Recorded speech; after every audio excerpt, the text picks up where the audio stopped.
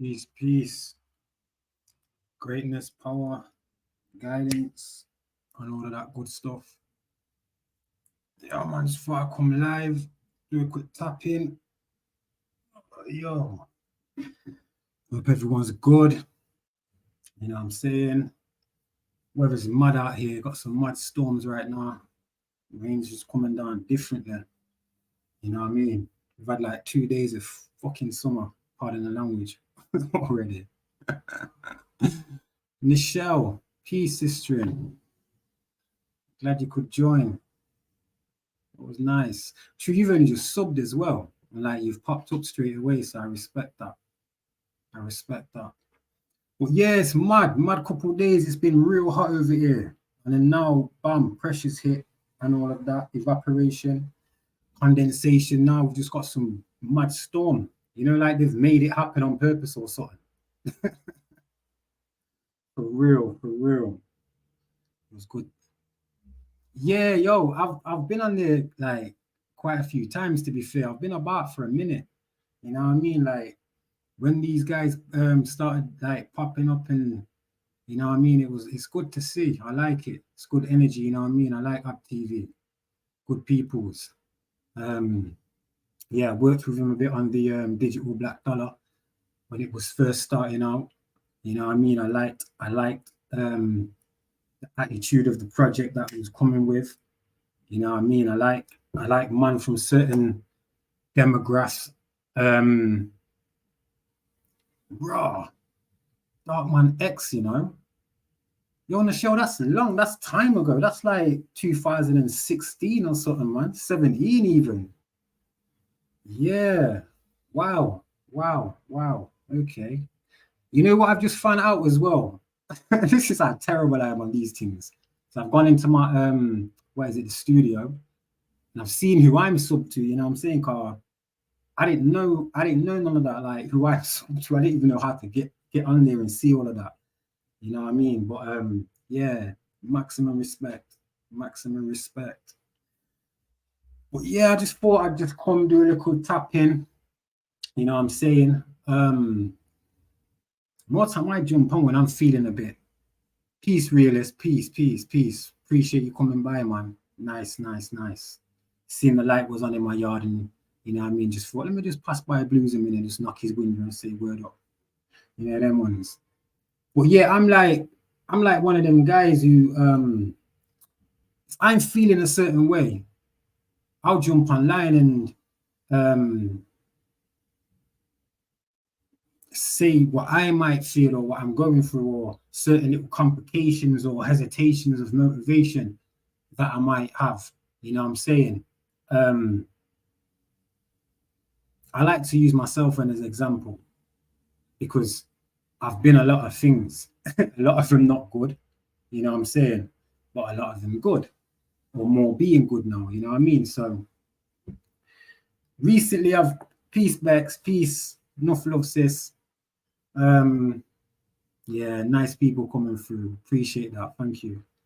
Um, yeah, I ain't been on that long, right? They've took my upgrade things. So I've just got StreamYard. I'm fully amateur right now.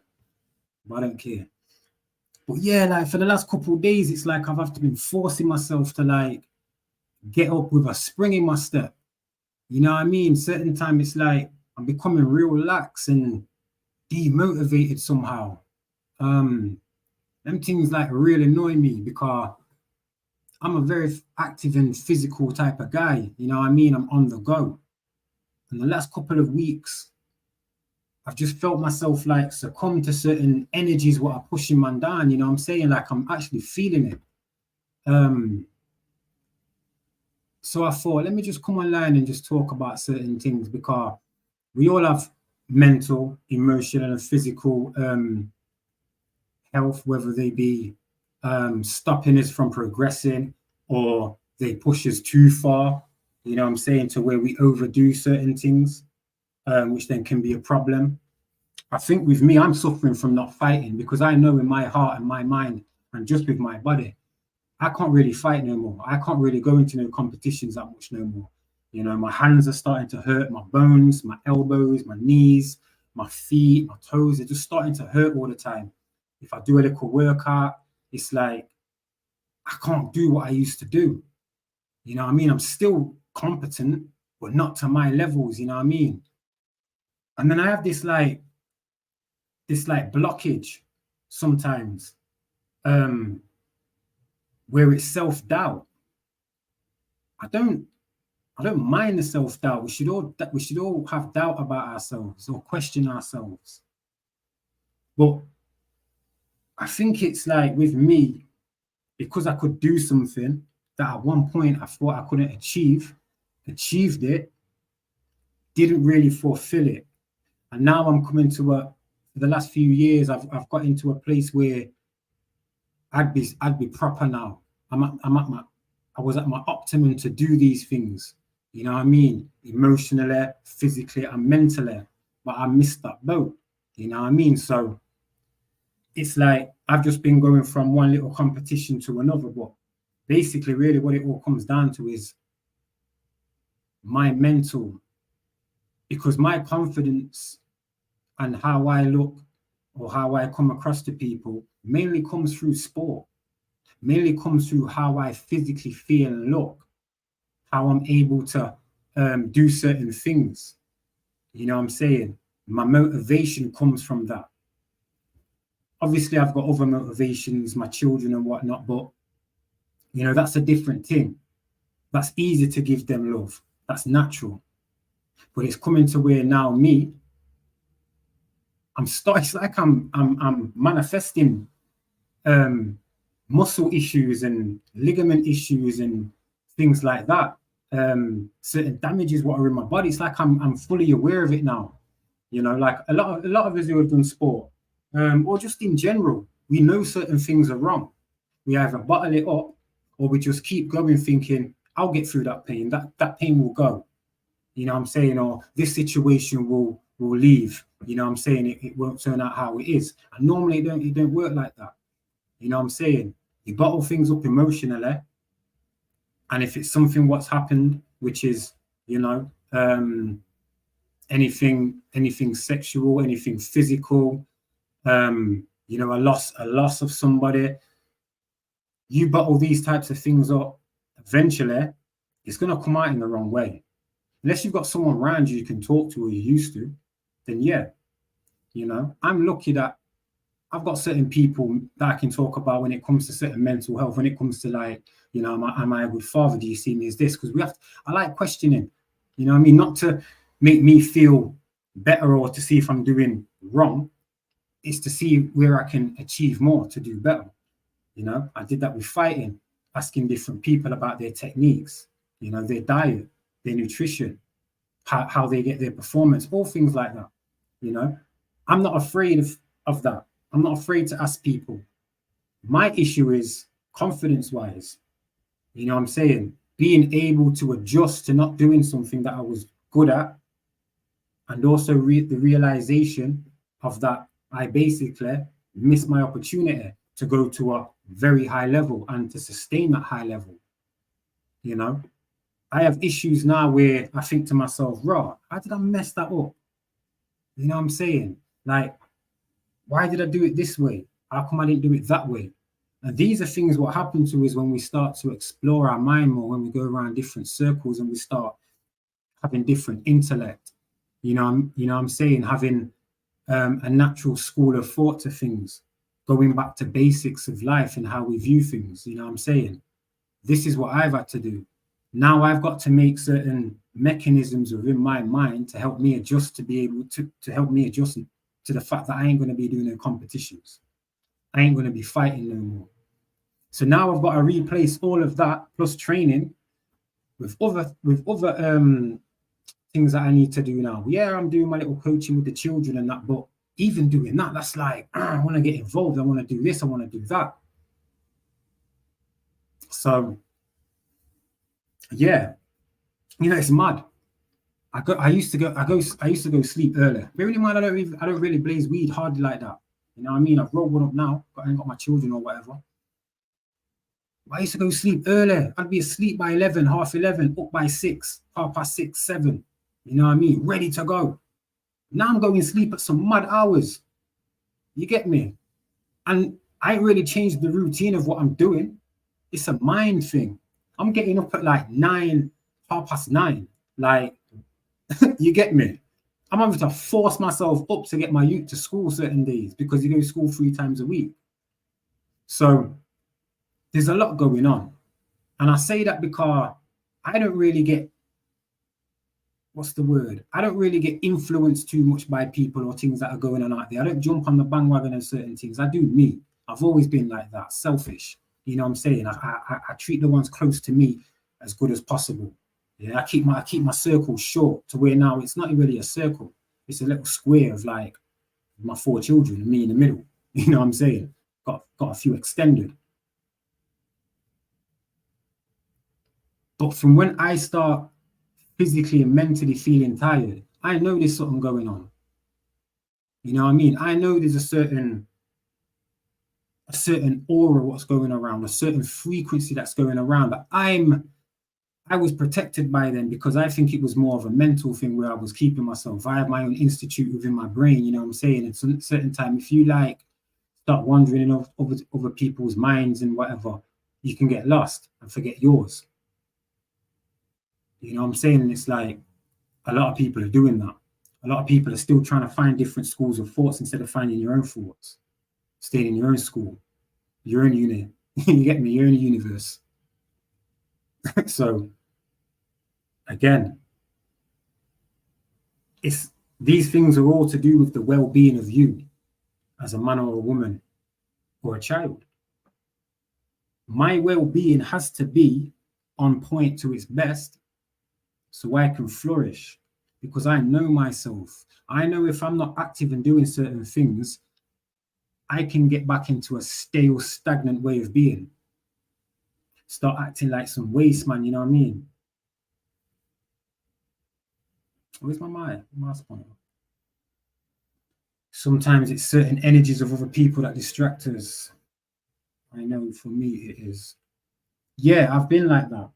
Real McCoy's one of them guys who more and more is kind of making me realize, not realize, but just alerting me more that maybe I go on certain panels where it's just a circular argument or debate or this discussion of nothingness, nothing tangible that's really gonna help your performance outside.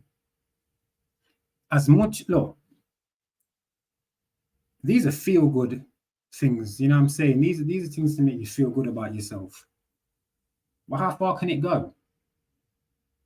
You have a birthday once a year. You're happy for about what, 3 days, 2 days, then that's gone. This is like some of these things that you talk about. You're happy when it's there, but when it's not, you've got to be in this real world. And we have to realize that there's people who are bound by working within this society, are bound by having to scrimp and scrape to pay their mortgage, while still knowing they're being effed over.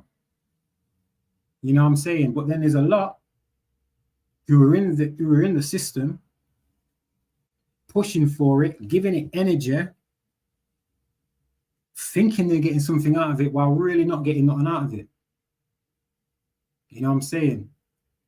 See, I like to know what's what nowadays for a while before I even give any judgment. Because like a lot of us, when I started coming into certain knowledge or intellect, it was like I was trying to force it into people. You know, and you can't do that. You have to do it bit by bit. You have to throw things in there certain times, just to give people an example of where you're coming across. You know, this is how I've struggled a lot, because the people that who I used to circulate around, I'm not around hardly any of them anymore. You know, the only couple man them that I'm really around are the ones that have come away from the game now. You know, I'm fully out of the game now for the last like 4 years. But you still get certain men who think, oh, Blue thinks he's too good for himself. You know what I mean? Or Blue thinks he's too good now. Rare, this and that and this. You know, there's a lot of jealousy and hate out there for some reason. We all have the same 24 hours. It's about what you do with it. There was a time where I didn't do nothing with it, just sold drugs. There was a time when I didn't do nothing with it while I was just in jail for so many years. But then there comes a time where you think, yo, we ain't really got much time to be messing around. Luckily, people have known and seen in me that I've had a certain fortitude or a certain mind that can be given intellect to, and that intellect will be saved and used. People have seen that in me. I see that in a lot of people, where I want to try and give people certain intellect. I want to give people perspectives. But there's certain people I ain't wasting my breath on. There's a lot of adults out there I ain't wasting my breath on no more. Because if I'm still having to teach them and they've got children, who's teaching their children? You know what I'm saying? Like, all these things are combined. Your mental, physical, and emotional health. That, again, that is the true wealth. Because with all of them, knowingly, peace, big O, with all of them, you're able to navigate through a certain system which is full of hatred and pain and hurt and deviance.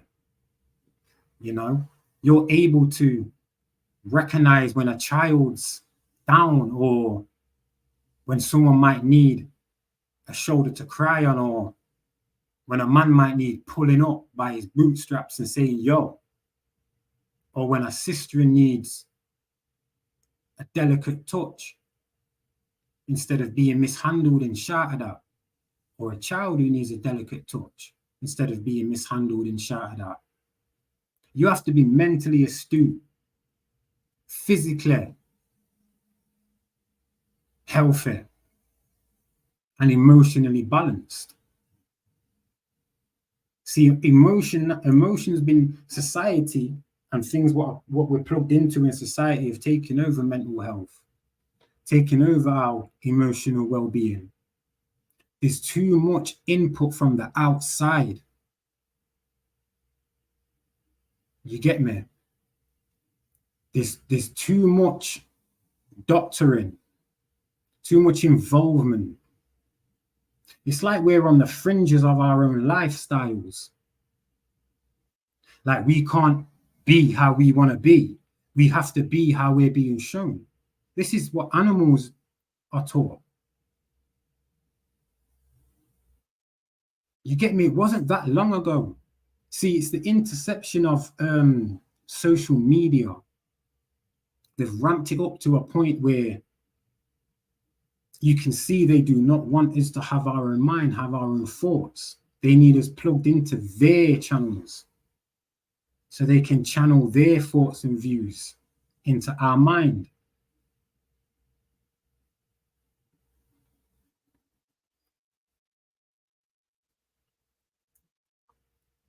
Many of us are taught not to have babies. We are not mature mentally sometimes to handle the responsibilities. That's a fact, Michelle. That's a fact. That's a fact. Yeah. See, not a lot of people are aware. They're aware of it, but they don't really think about it. It's not part of their like mind. You know what I'm saying? It's not a trending agenda. Not that it should be, but these should be thoughts that you have first and foremost. You know what I'm saying? So you can tell already in the show that you're a woman of respect and responsibility, to where other women will look up to you. So we need you. We need people like you. You know what I'm saying? Dropping some of these jewels in Instagram and Facebook, because that's where they're gonna be. You know what I'm saying? It's easier to get people on there. But then again, when you see the other memes and what else is like what comes up, it's foolishness now. It's foolishness. I don't know what a relationship is anymore. I ain't been in a relationship for a long time. I don't really have time, but I don't want to be, because I need to find someone who's like me almost.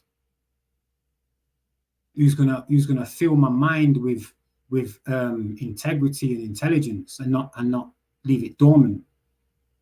talking about the latest dance or the latest film or the latest celebrity that's come out and done this and done that. You know what I'm saying?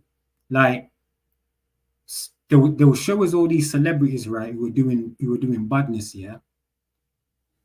And it's like they distract us from looking in our own neighborhoods and seeing this fuckery. Pardon the language.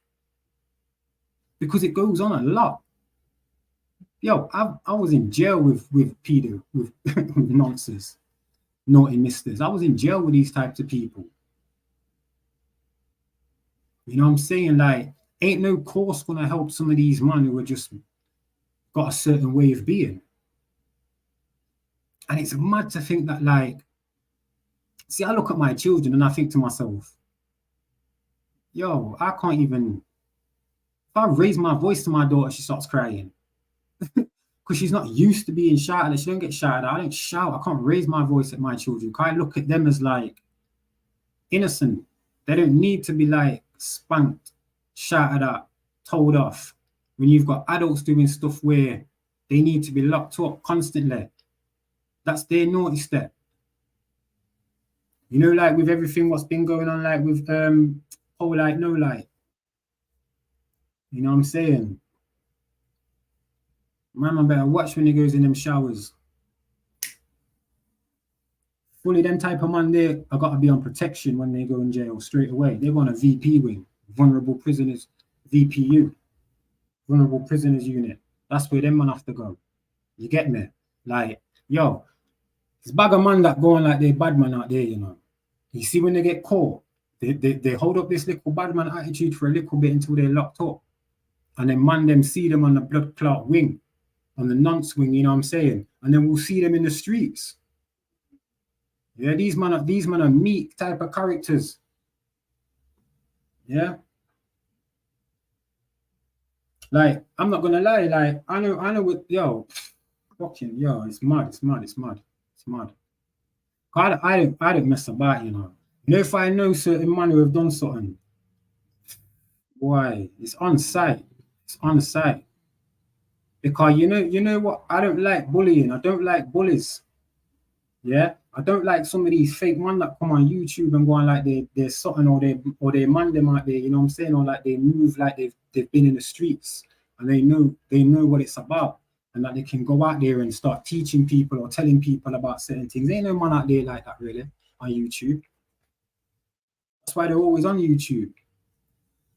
Get me? They'll keep a couple man random or a street, just like a wrong one will keep a couple man random who are nice to help them blend in.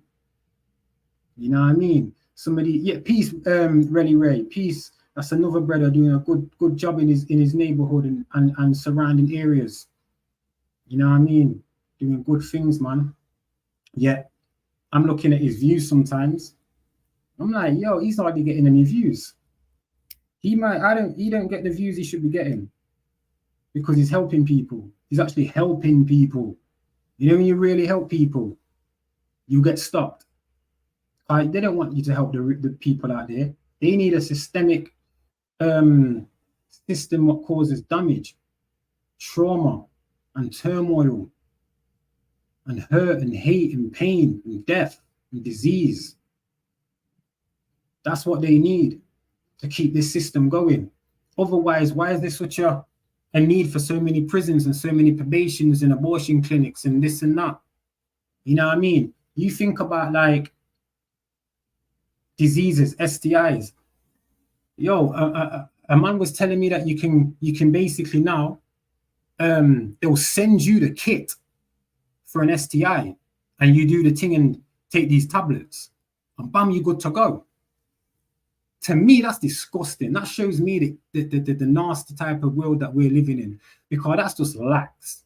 That's just lax behavior. You get me? And that convenience there, that just causes teenagers and even adults to carry on being nasty, to carry on breeding up gyal, or gyal getting breeded up, or man just wanting to breed up gyal just to breed them up. And it's more about to keep them. Yeah, bag of babies are being born under the pretense of fucking lust. You get me? Ain't many babies being made through love, and tender care and loyalty and honesty and working together and building in a family nucleus. Ain't none of that. Because all you see is like adverts of families that ain't together. All you see is promiscuousness, whatever the stupid word is, over sexualization. That's all you see. You ain't seeing a collective narrative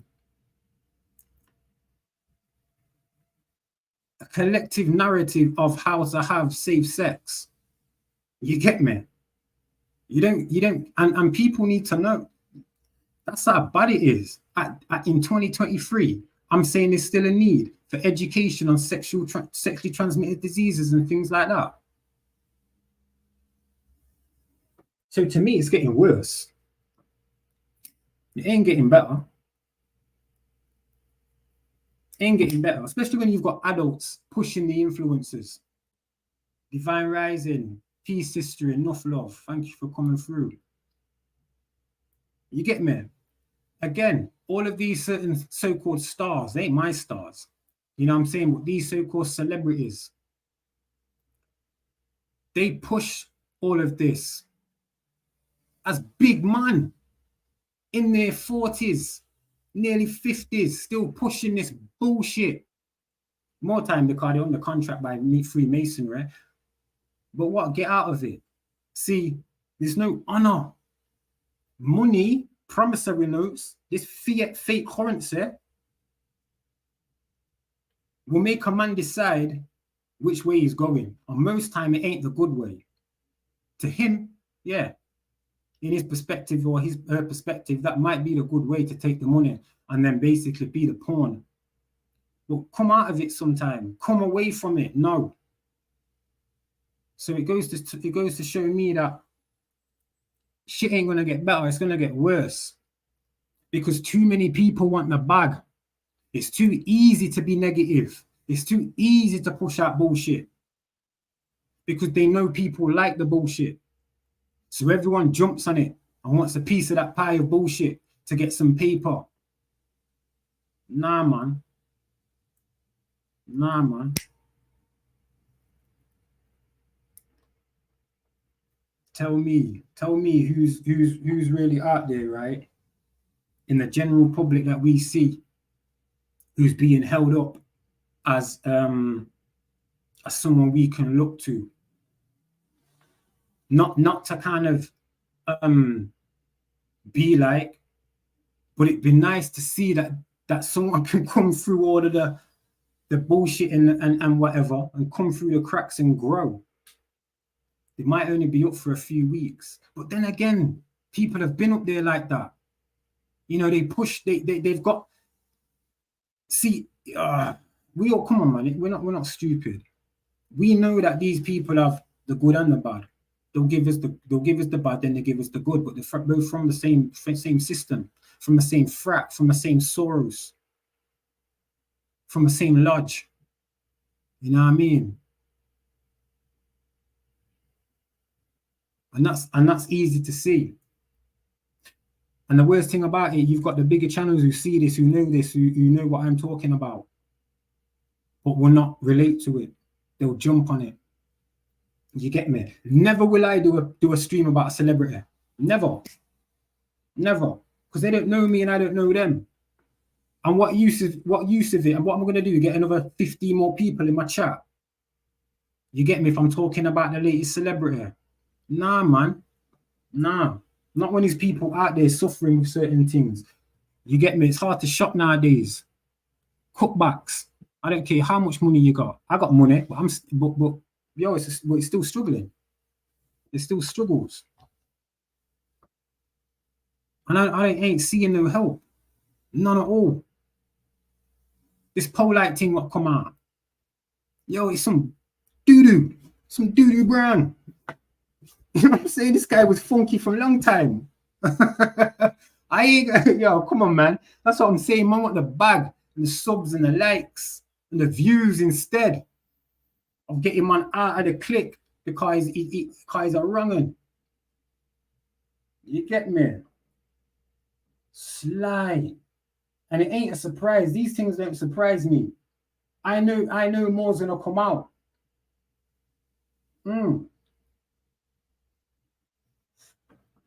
More's gonna come out. Because when one card falls out of that house, all cards start to fall. You know what I mean? What, you don't think Sarnett has been steadily, purposely in the last few months getting rid of the Hebrew Israelites? Of course he has. He's doing it for a reason, because he knew something was gonna come. You know what I'm saying? A man wanna go on like the car. There were certain charges that didn't get brought up in court. That money are wrong, and yeah, come on, man. You're going on the nonce wing. End of. End of. You don't get no playtime. You get boxed up every time. Come back out on road, you get smacked up in certain areas. That's how it needs to be. You know what I'm saying? But there's too many men that talk a good game, but ain't really feeling doing certain things, because then it's going to stop their bag. It's going to stop them from doing what they've been doing for a while, making money, while there's people getting hurt and demons in the midst.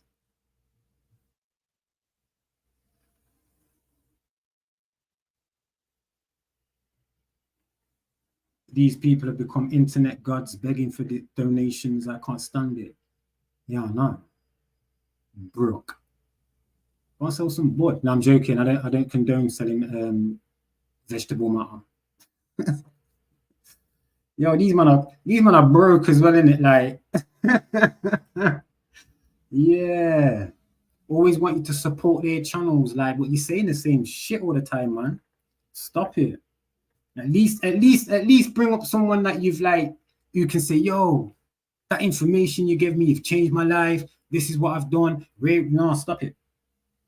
Stop. Get a business and turn your taxes into expenses. Duh. That's the first part of business you should know. Then you're not taxed. It's like when people say India not taxed. Obviously, they weren't in that system at that point of time. They weren't in that system for a long time. You get me? Like, you don't have to be a mall or of certain status to not pay tax. You just have to know the system that you are in. It's not hard. You know what I'm saying? I feel quite embarrassed sometimes when people jump up and say, yeah, I'm paying for YouTube Premium. You get me? Support the channel. Look, just get fucking Brave, the ad blocker. That's what I use. You don't get no ads. You don't even pay for that. Like, what am I talking about? Stop it. Stop it now. Go and stand in the corner. Go and stand in the corner and think about what you've just said. You know what I'm saying? That's how you have to treat some of these man like children. You know what I mean? I've given a few cash apps before in my time, you know what I mean? But I do it just to say thank you certain times for the information that they've brought. But it's few and far between.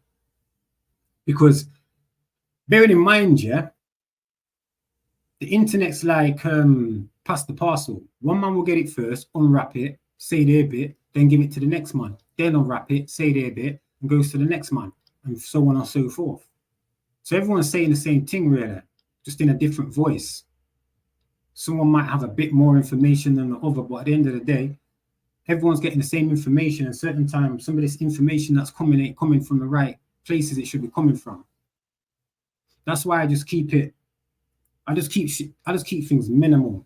I keep things real life as possible. Like when I step out my door and I see a crackhead smoking a pipe, and I think to myself, should I boot him in his face or should I try and talk to him? That's real life. That's not YouTube. Or if I walk up my street and I'm thinking to myself, why are people paying council tax when there's bins overflow, rats on the street? You get me? The roads have got potholes in them. You get me? These mattresses and all this over there. You've got a man with a tent behind the house who smokes heroin living there. Like, what's going on? No, I'm not on about you. I'm not on about you, Vele. I'm not on about you. You get as much as you can, big man. You get as much as you can. For real. You should make a charitable corporation for yourself. Because you a community organization, you get more money. You get money from the government because these people that give out money get money for giving out money for people like you. You know what I'm saying? So, yeah, people like you, I want you to get as much as you can. Trust me, Rella. Yummy. What's going on, sis? Yo, is it raining down there, your sides? It's got some thunderstorm up here. It's mad up in the Midlands. I'm gonna drop the link when it gets to like 30 minutes. I'll use let me not say. No rain. Hey. Does that mean the rain over here is fake? Have they made this up? You know what I'm saying? Like what kind, yo, it's mad, yeah. I need the sun. I need it. Blood, really. So yesterday and the day before that, it was super hot. And now it's just super thunderstormy and raining. Like gloomy. I swear they're doing it on purpose. Messing with people's minds and that, you know what I'm saying? That's what I think. Because obviously by now they can change the weather easily, change the weather patterns easily. That's mad, son, because Bristol's like near the coast as well. And they're Brighton and that. That's crazy. Yeah, I'm not even trying to like be some conspiracy theorist or anything like that, but they are messing with the weather. And look, I'm not gonna lie. Me personally, I think we're like a month behind. I don't think we're in September. I really don't. It don't seem like it. Like at 7:30 now, yeah, it's getting dark. No, because at 8:45 about 3 weeks ago, it was still light nearly. It don't make sense. It don't make sense. And I do think I am out of sync even more than being out of sync as usual. Yeah, I do. Because again, I don't normally act like how I'm acting. With no motivation. I physically feel weak. I'm an emotional guy anyway. But yeah, I'm not going to go as far as say something's attacking me, but I do feel that there is a certain frequency that is messing with my mind and many other people's minds. There's a lot going on. There's a lot going on. A lot going on. A lot going on what we're not privy to. Yeah, you might see certain things on Facebook or wherever, or on here. Man will do a stream about it or whatever. Yes, no. Hello. Yes, no. That's his name. I'm not being weird. I'm saying it.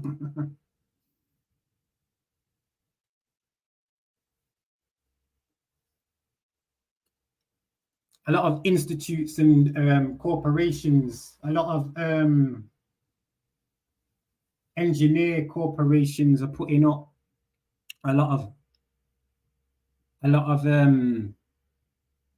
don't know, me personally, I think it's more to do with the optic fibers, the fast broadband, because obviously they have to go under the ground. We're working on that, whether or not we've got souls on now. They have to put up other telecom masts and things like that. And that's affecting our natural aura. That affects our natural way of being. It affects the birds, the bees, all of these, you know what I'm saying? And I do believe it's creating a certain way people are acting. You know what I mean? We're acting out of sync. You know, we are, again, like I say, we are bombarded with too much going into us, into our mind, to where it's overflowing with too many thoughts. So I'm a peace sister. Too many thoughts that are basically convolute and distort your way of envisioning these things, you know what I'm saying? Because again, the vibration that's spoken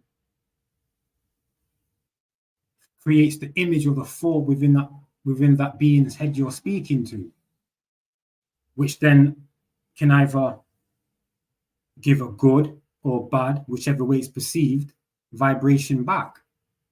So there's this back and forth of speaking certain ways that maybe isn't a right frequency of vibration for our mind. So then we get back this type of back and forth of language which isn't conducive. It doesn't really relate. You know what I'm saying? I go as far as say you can relate more with facial features, hand gestures. You know what I'm saying? Even an aura. An aura is projected. There's no word sometimes for aura. What? Because you see it physically and through the facial. You know when someone's sad. You know when someone's excited. You know when someone's confused. You know when someone feels emotional. You may know someone real, like know them. And at certain times, there's going to be no word needed for you to respond in a way of just a physical movement. You know what I'm saying? Sometimes I think words take us away from really the action, or it's not a necessary component certain times in what you're trying to achieve. Same with technology. There's too much technology. So there's too much convenience. But we think we're advanced because of that. No, I think we've become very dormant and backwards because of it. We're not using our brain enough. Go and read a book out loud. If you don't do that regular, I guarantee you will sound like a robot. Because your brain needs practice with it again, just like everything. And if your brain is relating to things that we don't need, but we practice these things on a daily, it changes the whole frequency of us. Remember, we're 80% water or saline. So therefore, the adjustment is a frequency or a frequent adjustment. Remember these words that relate to not technology, but phenomenons that we can't see but know. Frequencies within. We use these words in everyday life, like I frequent this place a lot, or he frequently or she frequently says this or acts this way. That's because it's to do with the aura, the projection of it. You know, this is why I do believe that, not believe, this is why I can comprehend that a lot of the words that we have are there to confuse us. This is why you have legalese separate. This is why we use words that don't pertain to really what we're actually speaking about sometimes. But again, we're given a second-rate education, which is for animals. Because remember, the word intellect, it has the word lek on it, which is to do with the reading or the writing or the knowing, you know, lecture, the intel.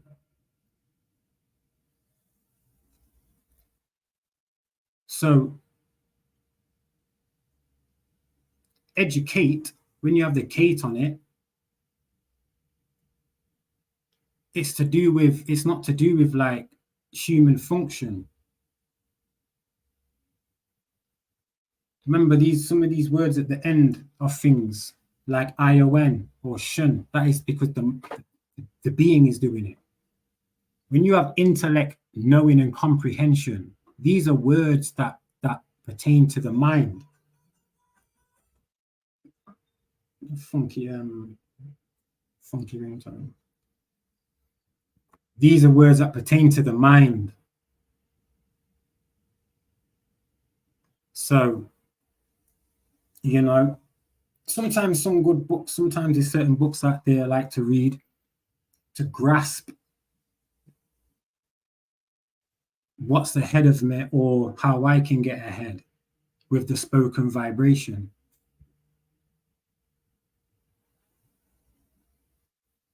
You know what I'm saying? Because certain places that we go in and we think we're talking right, we're not talking correct. You get me? Again, the word dickhead. That's just to do with the diction, the word.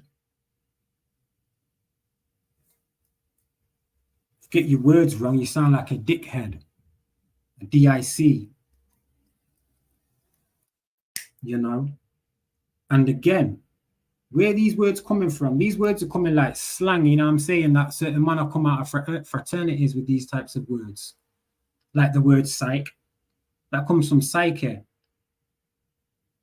You get me? See, a lot of these words that have come out, right, have come out through, especially for the so-called black people, have come out of sororities and fraternities, and they've been there purposely and put into our way of life to kind of like give us a fake culture. Because a lot of things that you see don't reflect real life. They've been pushed on by movies and songs so that we reflect the songs in the movies in real life. And again, a lot of it comes out of these Greek alphabet lodges and universities, because they study, you know, all of these little styles that people think you have, these little dances. Some of them are Baphomet dances. You know what I'm saying? The one leg up, the one trouser leg up, that's Freemasonry. But it's only for a certain people. You know what I mean? It's basically as above, one up the Baphomet symbol, as above, so below.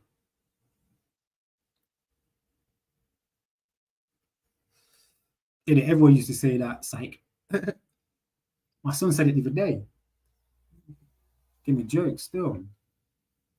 But yeah, we have to realize like a lot of the words that we're using aren't for general public, because we were the ones who were being educated and pushed down, while the others were going private school and elementary and grammar schools.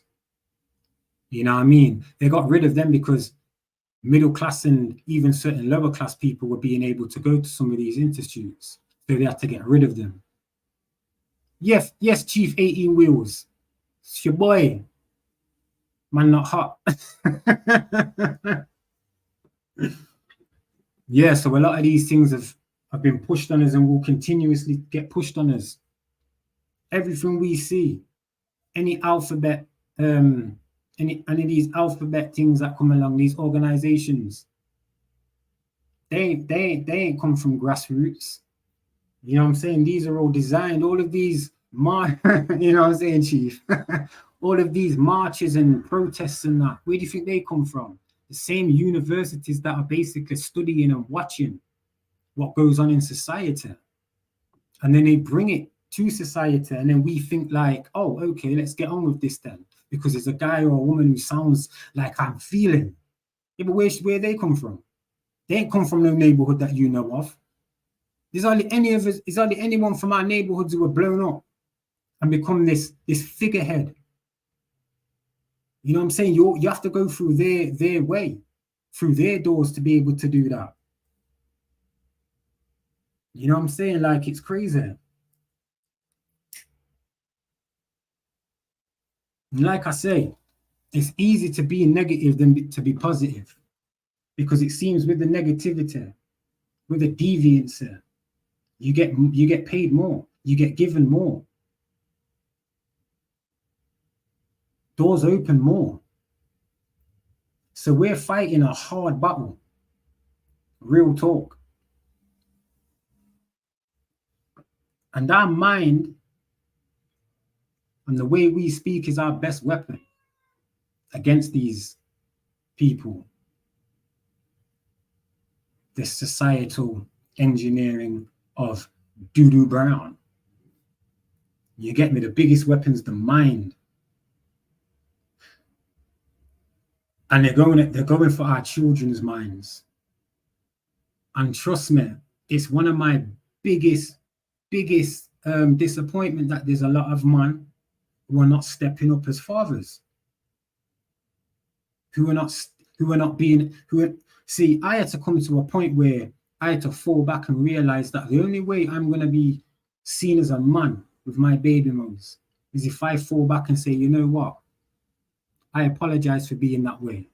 Rare. Even if I was in the right certain time, I had to fall back to let them all know that, yo, your children around me, my children with your children with this man who is their father is fully protected.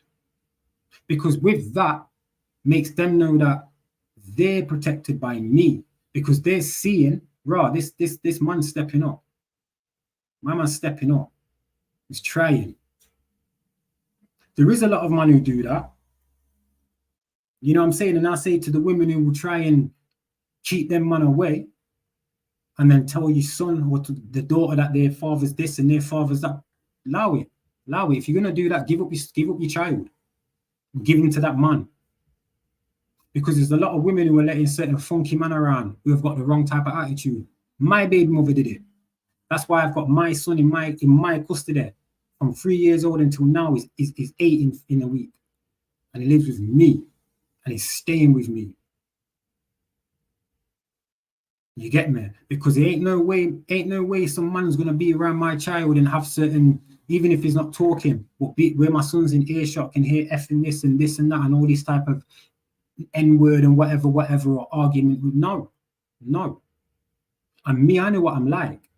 I would have buried him. So the best thing for me to have done, you know what I'm saying, is to know where I stood. The fact that I'd fixed up, it was difficult for her to have a leg to stand on, basically. You know what I'm saying? So I don't want certain man giving up on their children.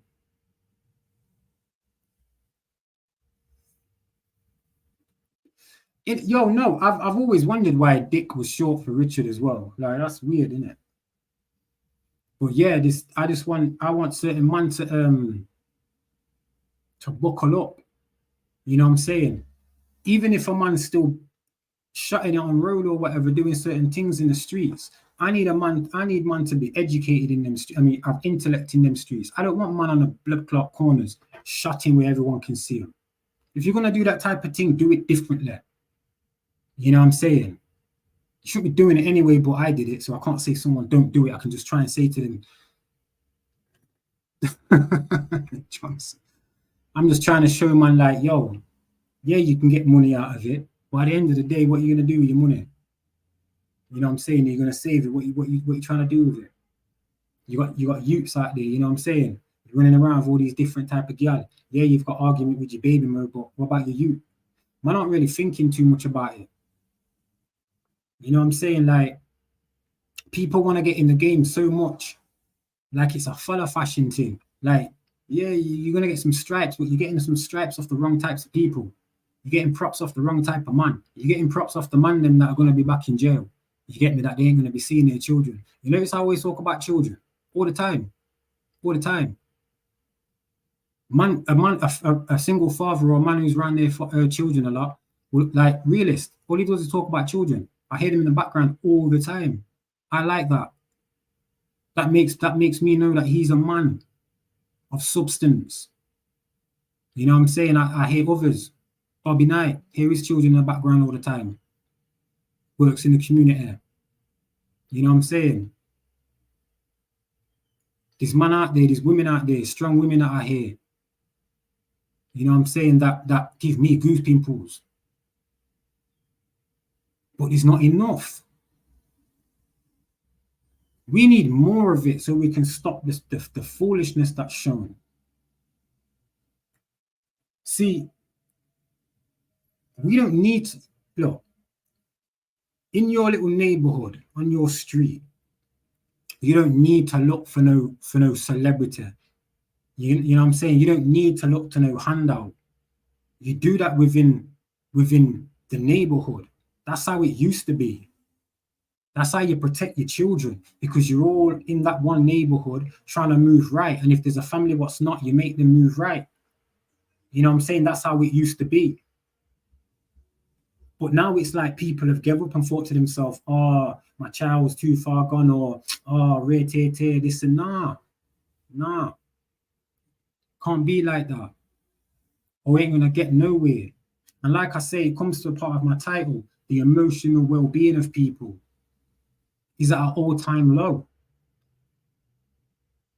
And a lot of people don't know it. A lot of people don't even see their emotional damage. A lot of people don't see their emotional damage, which is seeping onto their children, which causes their children to shut down. And then what happens then? A lot of these people are got the intellect to think to themselves, why the child's like that, will go and seek information from a doctor instantly. The doctor will give them Ritalin or Prozac or something like that. Yet there's nothing wrong with the child. Oh, he's got ADHD. Yeah, because the attention deficit is the fact that you haven't been there as nurturers for him. That's the deficit. You know what I'm saying? That's the disorder. Disorder, look at the word.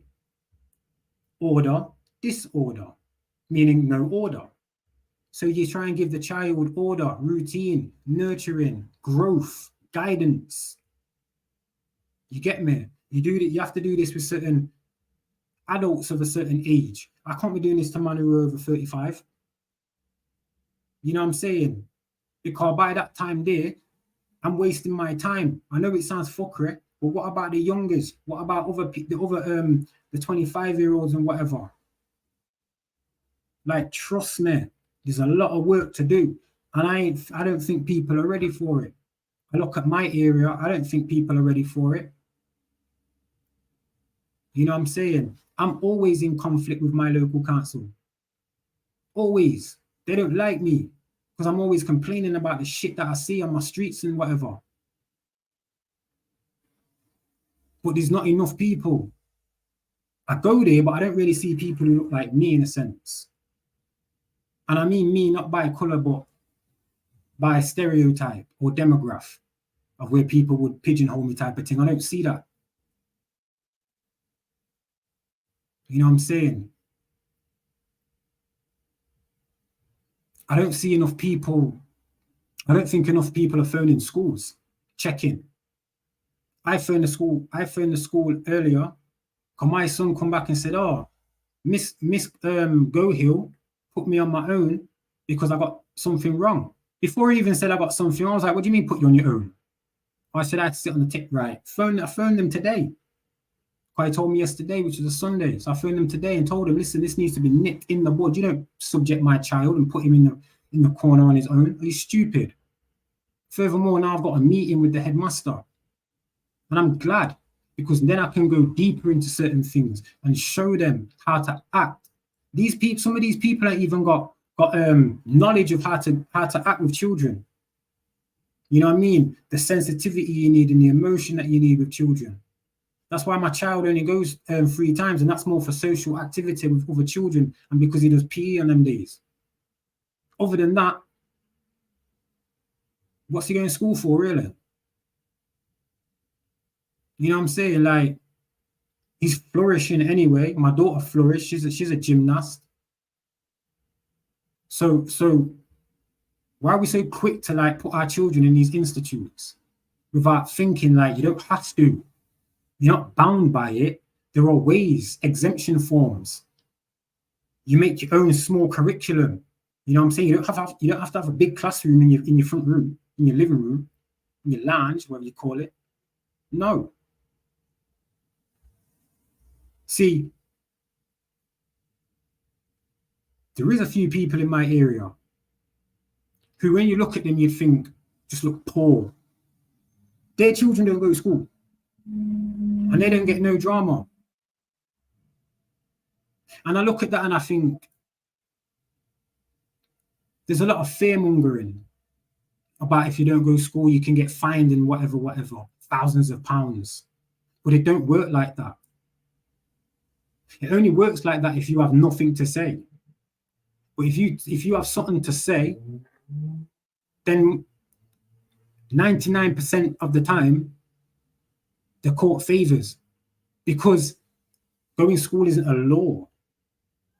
You know what I'm saying?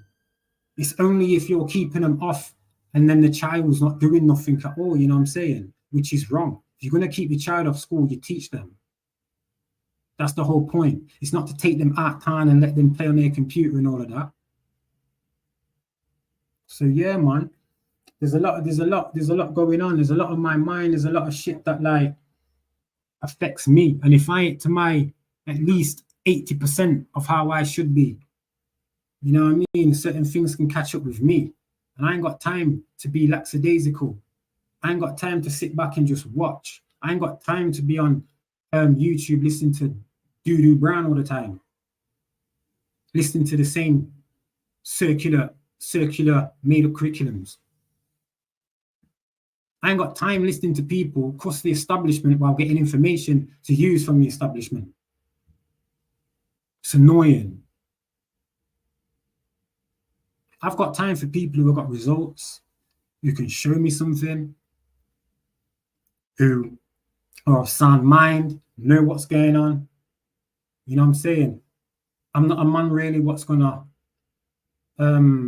look at your background too much, unless obviously it's something like of a naughty mister kind of thing, you know what I'm saying? Because at the end of the day, we've all been subjected to certain things by this society. And there's a lot of us who want to get out of it or want some alleviation out of it. But some of us don't know how to go about it. Some of us just haven't got the energy. You know what I'm saying? Some of us have been beat up by it. Not for lack of trying or being ignorant, just for not knowing how to do certain things, how to write your way out of certain things, how to send things back and say, no, I'm not accepting that.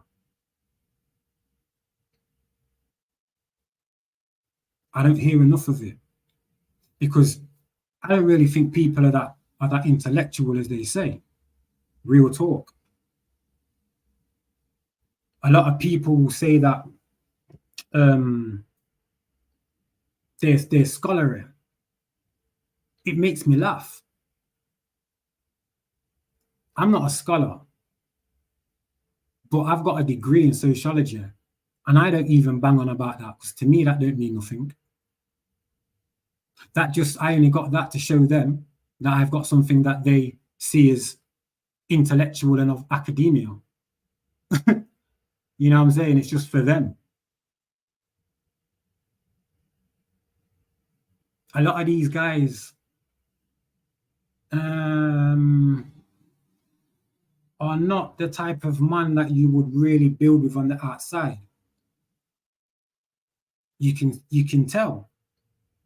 Because unfortunately, not many people are really showing what they're doing. Not many people show their faces. I don't even know sometimes who I'm talking to, and I may be listening to you for 4 or 5 years. You could be anybody just trying to make a little change. I've always been careful of who I move around. I'm not a commercial type of guy. I don't really like being around a lot of people because sometimes it's too much energy and too much emotion and too much auras. So therefore, then you've got to kind of digest and figure out who you know, who you can kind of expend certain energy to. I ain't got time for that.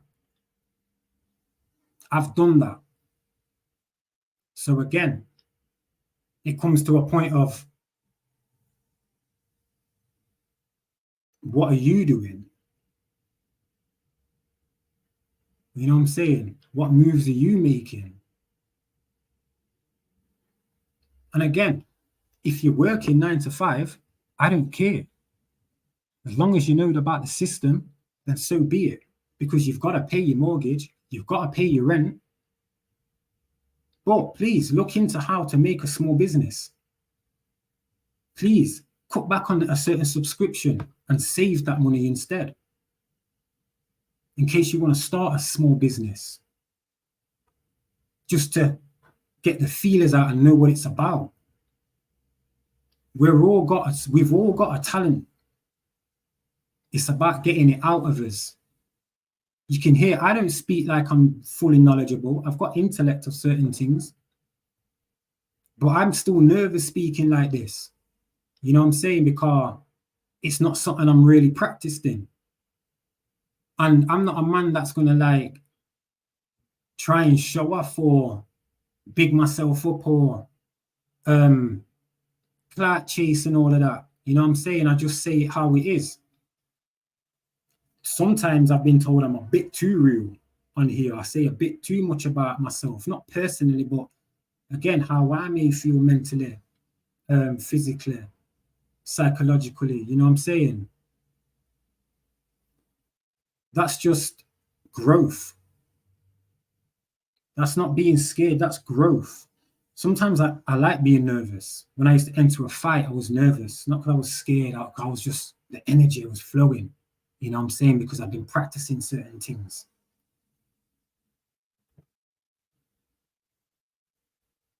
I feel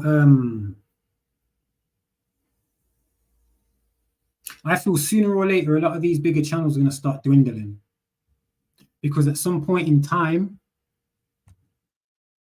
it's going to get that regurgitated. It's just going to be boring, and it's just going to be background noise. Yeah, adrenaline. That's, my bad. That's my adrenaline. I was like that yesterday when I went for a run and I came on Realist.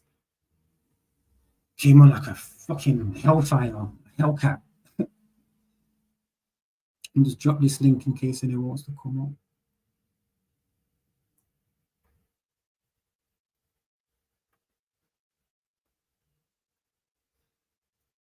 Yeah, man. Like, this is a sad thing as well.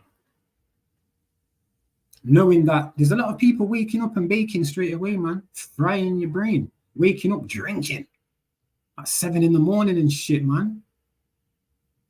And I know it's that time because I listen at like, when I listen at them times there, it's like 1, 2. So that means it's like 7, 8 in America. It's like my area is too lively at the maddest times. Because too much drug activity, too much drunkenness. You know what I'm saying? And obviously, it's needed because they want their money. You know what I'm saying? All of these acts and legislations that they make, all of this effort, what goes on, it's there for a reason. You know what I'm saying? They'll make an area look nice, but keep the same people there. So there's still drug activity. So anytime these people get locked up and go to court, they have to pay fines, and it all goes in their system. That's what it's all there for. A perpetual cycle of bullshit. You know what I'm saying? Just to make money and keep their system going. And we're allowing that because we're the ones who are pushing the pedal for that. Well, I say the majority are. Because you really think there's many people like us? No, there isn't. Probably 1 in 7 speak like how we speak. You know what I'm saying? Because what I get is, you're too deep, Blue.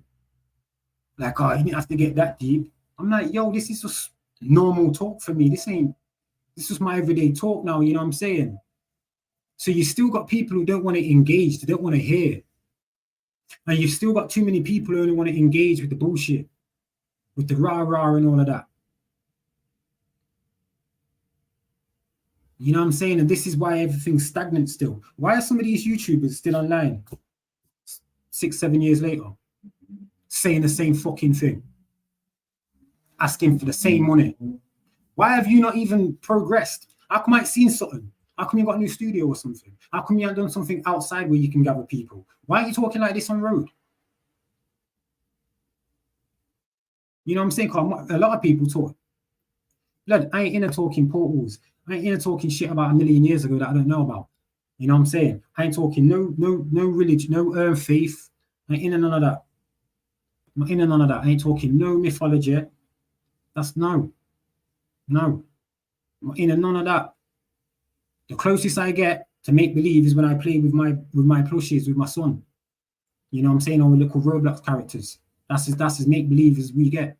Or when we're just playing, or when I'm with my kids. But some of y'all, why are you so fucking old listening to fucking make believe fairy tales? When I'm still talking about Noah's Ark, you forget a slap in your face for that. Are you mad? Are you gonna talk about Noah's Ark? If you can come talk about Noah's Ark to me as a big bomber clout man? No. No. Because my mind just goes into meltdown because I'm thinking, yo, now I've got to get into mythology, man. I've got to change my form into mytho, man. You know what I'm saying? And I can't do that. Because after I've spoke to someone about mythology, then I'm gonna go and speak to someone else about it. Like, what I'm gonna say, like, yo, listen to this made-believe mythology and tell me how it pertains to Earth now. Like this, no. You get me? You still read from the Bible, right? All these different updated versions by the people that own it just for their gain.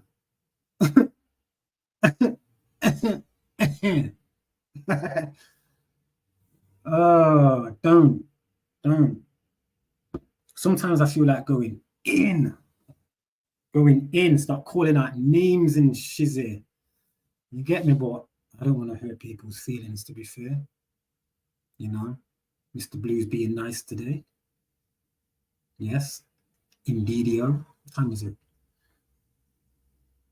I can't get my son. So yeah, man. That to me, mental, physical, emotional health is my true wealth. Because with all of that combined, it will help you move in a straight line and move better. You ain't moving like a crab, you ain't moving like a snake. Because you got your mind right, you're physically healthy, and you're emotionally balanced. You've got that equilibrium. So you're neither too disrespectful or over-respectful. You know what I mean? You keep a balanced equilibrium. Yeah, librium. That's what they put in batteries. That's in our brain, the chemical. So when it reacts with certain other chemicals in there, with the serotonin and things like that, these causes instant reactions because they're like liquids that basically move on the synapses or the nerve endings of the brain. You know what I'm saying? So they react with it. That's how them things work.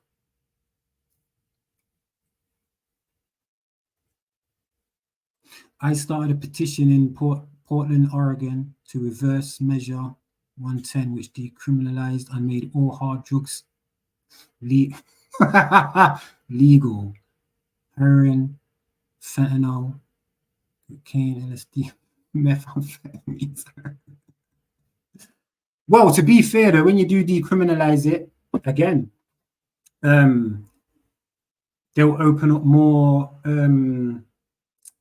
centers, drug centers, wet centers they're called over here for like alcoholics. You know what I'm saying? But yeah, man, big up yourself, Vela. You're doing a good thing, man. You know what I mean? And I'm glad you've not been discouraged. But where was I? Because I've got like sometimes my memory is like a goldfish, or maybe that's disrespectful to the goldfish, to be fair. You know what I'm saying? But yeah, man, like I say, I can't listen to certain things no more. You know what I mean? I'm at a stage where if you're gonna talk to me, it's gotta be about building something. You know what I'm saying? Whether it's building outside or we're building to encourage each other. Yeah, I don't want to talk about something that's gonna when I put down the laptop, I walk away and I'm like, okay, what can I do with any of that information? Because it was all theory based. You know, I can't put anything theoretical out into real use because it's not real. Brenda, peace, sister. I'm glad you come through. I like it. Some nice people come through today. Yes, enemies. You're not my enemy, sorry. Respect, man. Peace for coming through. Yo, the link's there if anyone wants to come up, help me speak. I'm running out of friggin' things to say. Well, I'm not. I just don't want to get too deep, you know what I'm saying? Because I was just on about emotional things, you know what I mean? I'm happy you're here as well, Brenda.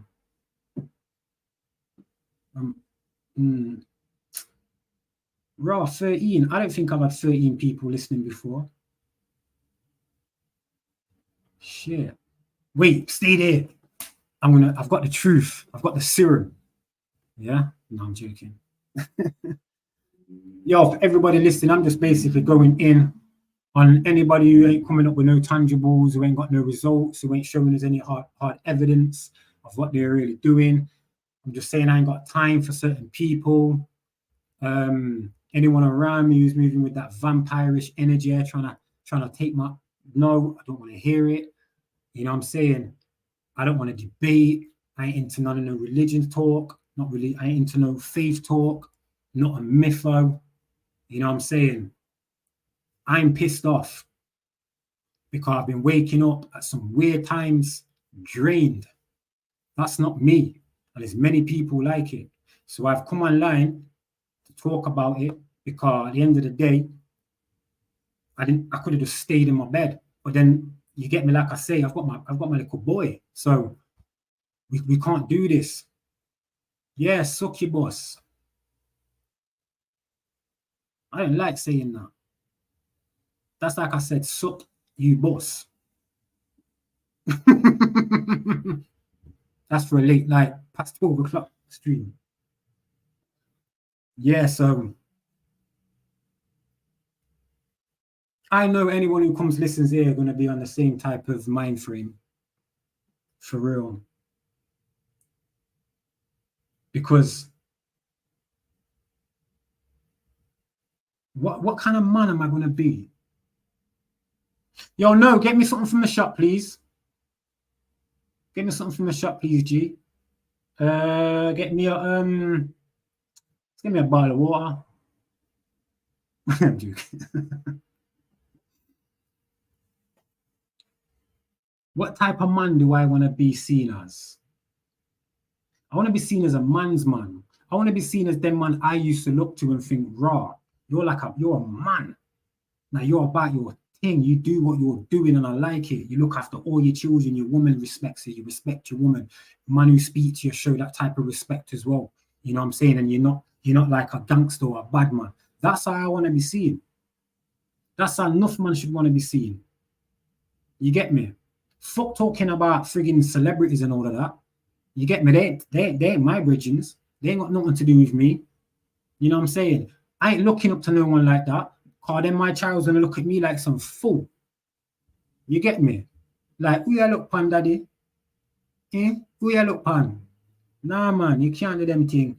So obviously, it's for me to be the man.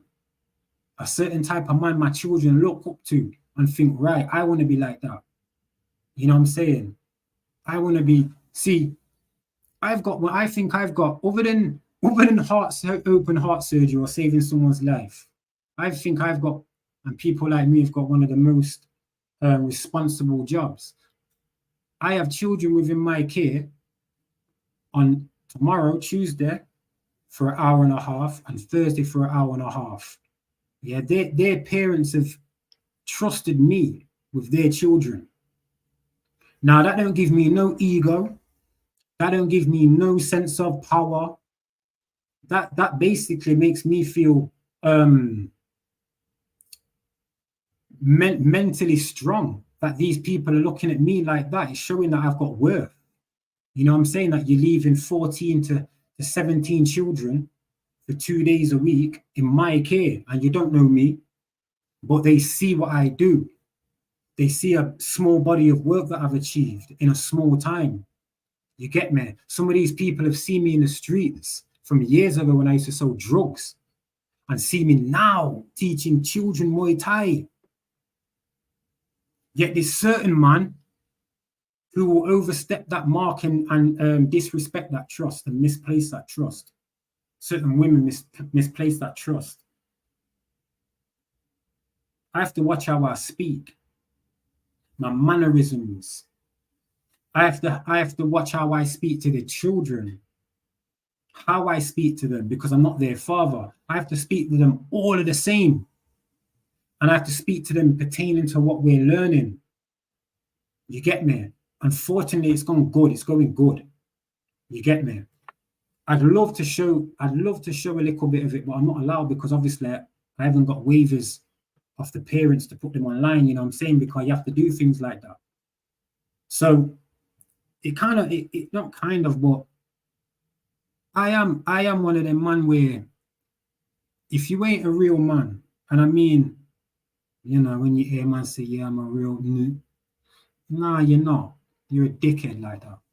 A real man, yeah, is someone like Realist McCoy, who has his children all the time.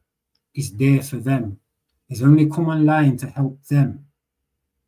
Yeah, not financially. He's going ham purposely to gain more intellect from certain people. And I've noticed, and I'm glad, if you ain't coming with that, he will remove you. You know what I'm saying? And this is what I'm on. Enemies Public's the same. He's an elder brother to me. You get me? Like when I was saying a minute ago, to me, Enemy's like one of them man, real man. Hear how he speaks. Look at his views. He gets no views hardly, because he speaks truth. Imagine that. Imagine getting hardly any views because you speak truth about society and what's going on with the youth and with all this and that. It may have got probably another few hundred views if you put Polite in the description, you know what I'm saying? But he's not like that. And you need more men like that. Brenda's the same. You get me? So the people that I'm seeing in my chat who have came through, I know that, like, I know where you're heading. I know you're not on here for clout. Yeah, it'd be nice to get a little. Everyone likes a bit of argumentation sometimes. You know what I'm saying? Just to pump up the views. But as long as you're arguing about real things, real topics, you know what I'm saying, that you can take on road and use, take in society and use. There's too much going on that you can't take to society and use. So what are people, what you cash apping for? The entertainment. I'm sick and tired of hearing as well certain time when man are like, yeah, facts. Yeah, I'm thinking facts what? Someone's belief.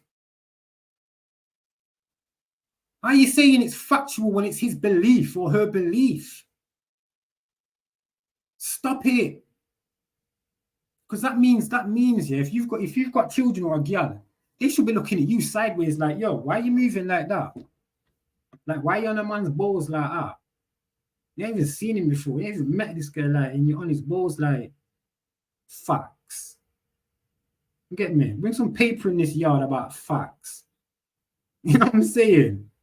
Man are online talking about being real new. And ain't doing nothing real.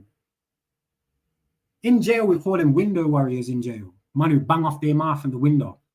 In the morning, it's like, yeah, you're not even on my wing, so you're lucky. These are keyboard warriors. Oh, you can't get to these, man. You get me? Man are resulting into reporting the stream. Like yeah. Reporting the stream, you stop it. I was gonna disrespect the name of a bitch. You're not even a bitch, you're worse than that. A bitch is better than some of these. Like, what's going on? Stop it. Yeah, it's crazy. It's crazy. I think I've always thought I'm too street anyway for YouTube, to be fair. Like, I talk real different now. I'm always around my children, my voice has got real softer, but certain time I'll get ratchet. Well, that's me. That's how I used to be, ratchet. You know what I'm saying? Say what I want, say it how I want, say it to who I want, say it when I want, where I want, how I want. It's one of them. But obviously, I'm a bit more diplomatic now. But certain times, certain people need telling certain things. You know what I mean? Some of your best friends need telling certain things. Some of your family need telling certain things. You know what I'm saying? Don't think certain people in your circle can't see how you're moving better and will look sideways at you slightly, or have a bit of, what's the word? Be quite condescending. I've had it, but it don't bother me. What it does is show me that I'm moving in a better way. Because anyone who don't like that you've moved away from either selling drugs or being too promiscuous, or, you know what I'm saying, being a better mother or being a better father or going and getting a job, you know what I'm saying? Then yeah, you know you're doing something right. So what you do is take that and use that for yourself. I don't really want props like that. You know what I'm saying? Sometimes you get the props for the wrong thing. You know what I'm saying? And it's like, for example, with the Aboriginal community, that's where I came from. Like 2015, 16. That's what I was on first. But unfortunately, I haven't seen anything really change. It's more about battling now and debating. You know what I'm saying? And it's unfortunate. Some are doing things, but it's unfortunate that it hasn't taken off. And I more time think it's because people are just trying to gain traction from something. You always get people jumping on it and trying to change it. And then, I'm not going to lie, you'll start seeing new acronyms soon, because they need to change FBA because that's run its course. Now something else will come up. And it's just the same with these other shell companies. Dean Kendall, peace. My New Zealand brother. And you'll notice that, like in a lot of these corporations, will change their acronyms, but still be the same corporation. And this is what's happening online with a lot of people. They're rehashing because new people are coming in, so they have to remake, but still say the same thing. And obviously, there's people like us who catch that. So you don't really see us around them types of places. I listen sometimes just to know that I just need refreshing on the bullshit sometimes, or the bullshittery, as I like to call it. Because it's still good to know a lot of the doo-doo what's going around. You know what I'm saying? Just so you know not to step in to it.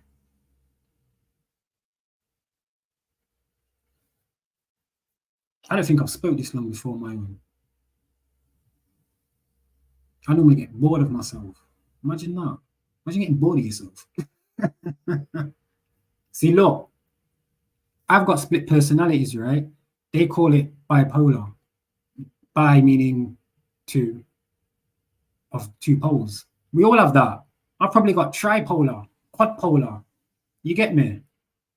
I've had to make different personalities sometimes to operate in this system because I don't like it.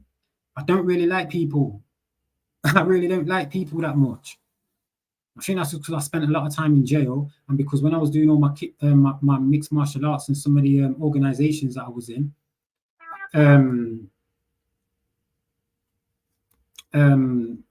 yeah, I just feel like I was just effed about by people certain time. When I was doing MMA, they wanted me to be like, when I got into Bellator, It's like it was. When was that? Yeah, man.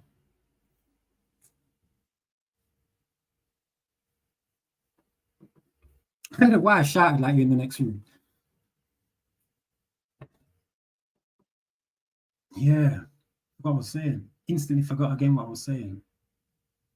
Mad team.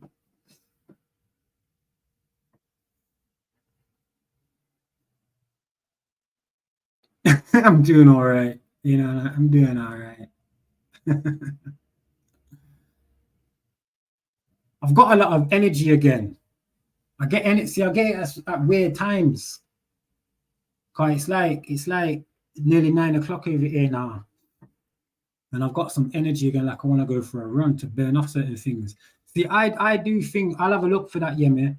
I do think I'm one of them guys, and I think a lot of us are like that. But I think because I've done sports and I do a lot of breathing exercises, I'm more tuned into me, into my body. You know what I'm saying? I think a lot of sports men and women are like that, to be fair. So I know when something's wrong. You know what I'm saying? And I think because I've been speaking like this, it's like now I've amped myself up. My frequency is different. So I've got energy to burn again. It's mad. My metabolism's crazy. I'm 37. I've got metabolism of a 28-year-old. That's yeah. I move still like I'm 8 years younger. That's what I was told at the doctors. It's crazy. But I don't smoke cigarette, never smoke cigarette. I don't really drink hardly ever. I have like one zoot every frigging week or so, not even that. You know what I mean? I don't eat meat. I have fish. I have a lot of different types of good foods, as good as possible. Plus, I like to intermittently fast as well, just to clean out. You know what I'm saying? But I want anyway. Yeah, forget that. I want to get back to the F with what's going on online. I want to get back to the bullshittery, to the fakery.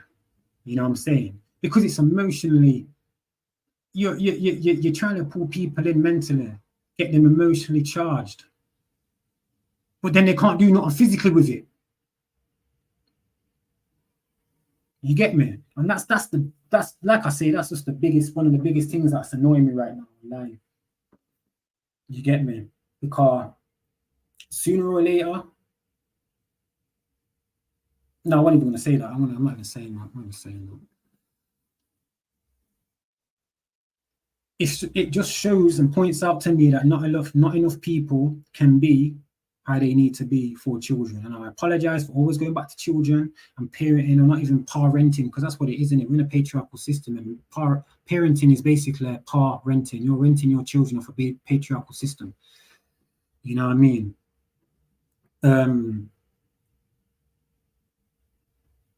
People don't even act like their children's theirs. Like you don't even act. Some people don't even act like your child's there. You just let people just do what they want with them. Like, no, I don't like it. You know what I'm saying? Like we need accountability. You know what I mean? Even with all this polite thing, I'm hearing man still try and like defend little parts, like defend bits and pieces of things. Like, no, you can't be a pedo sympathist. That's not a word. It's not even a word. That's how I know you shouldn't be doing it. I can't even think of the word. Too much goes on. You get me? I don't like it.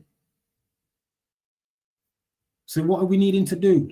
We need to call these people out. We need to start being renegades. You get me? These men need to start being regulated. You know what I mean? Like Warren G. Start regulating some of these. I've unsubscribed to a lot of people. I'm not getting nothing. It's not fulfilling my mind. If I listen to something, I want to be able to talk back in a certain way. I can do that on a lot of people's panels, but some it's just not that. You know what I mean? I try and go on certain panels and I'm trying to talk about real history that pertains, but it always directs to fake or theoretical history. And I'm like, why? Is that because it's the most popular that everyone goes to? Because it's a narrative again.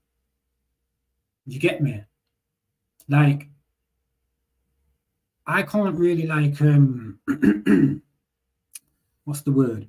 If there's an incident that's happened, unless it's something where it's like with children, and I'm able to get it online, I ain't gonna jump on the bandwagon about it. Anything to do with any like celebrity here, over there, anywhere, I ain't gonna go into it unless he's done something of you know, being a naughty mister, I like to say, then I will, unless it gets taken down. Because when I talk about pedophiles or shit like that, I will go in. I will not hold back. I don't hold back on that shit. You know what I'm saying? That's why I don't, the algorithms ain't picking up on this shit. You get me? Look at my title. Man ain't gonna want to listen to these types of things when it's pertaining to us. Because not a lot of people out there are really doing anything. They're not responsible enough. Some people haven't got responsibilities. They've negated that. Man have negated their life. Like you're a straw man, right? Come online and put another straw man on it while telling me that you want to be sovereign, but you're using, like, how?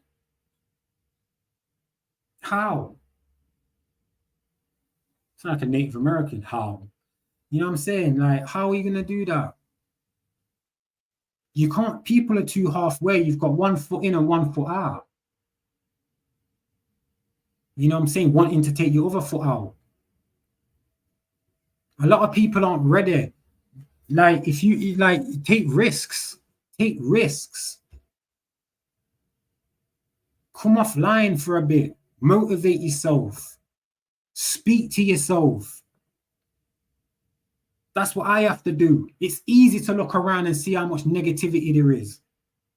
But then I look at me inside me and think, you know what? Fuck it. So it be.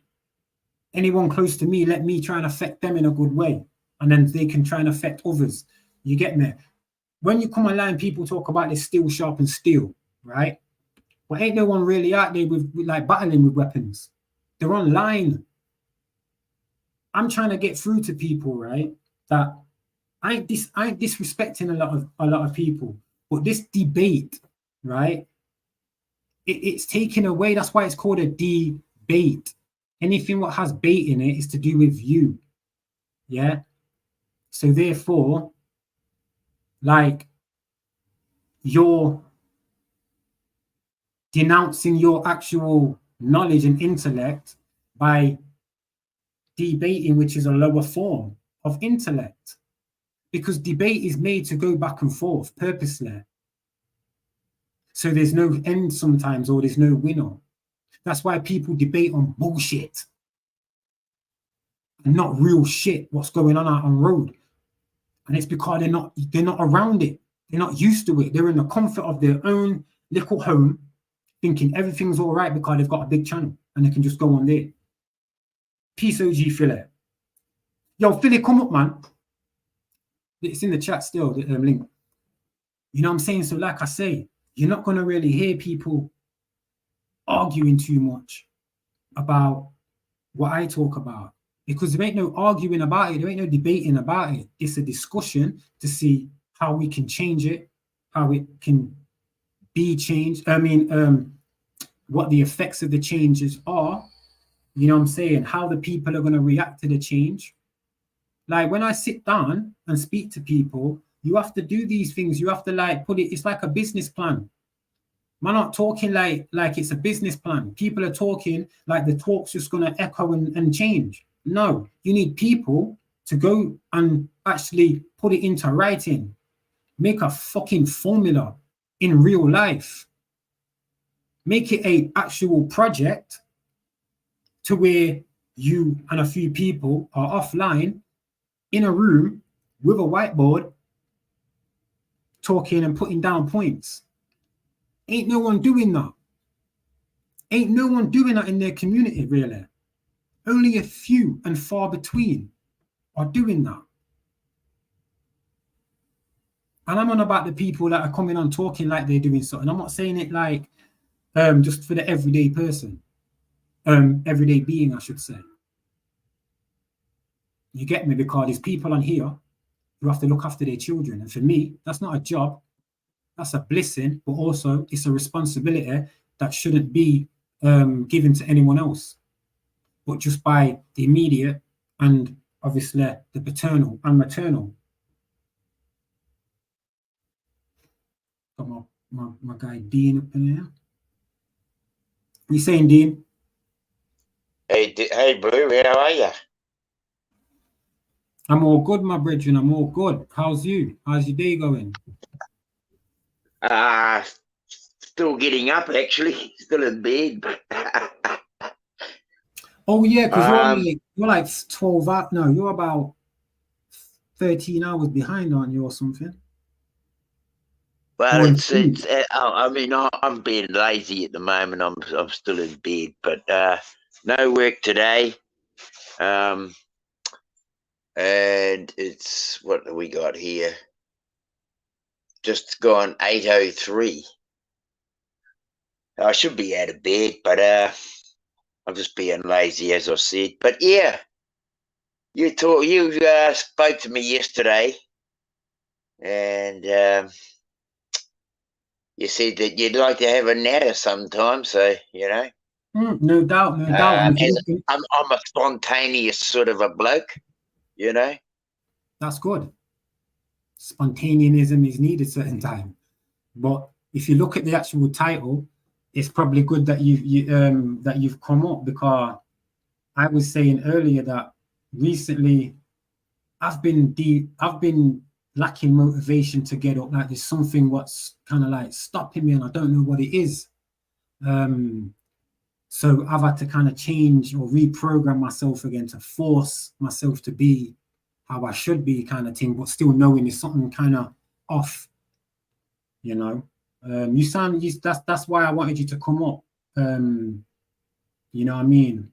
And true, there's not many people. I didn't want you to speak when there was too many people yesterday, you know what I mean? Because obviously some things are personal. But I'm not going to ask you personal questions or anything like that. But yeah, take the mic, Dean. Okay, well, I mean, you talk about not having much to talk about, and Blue. Some days I feel like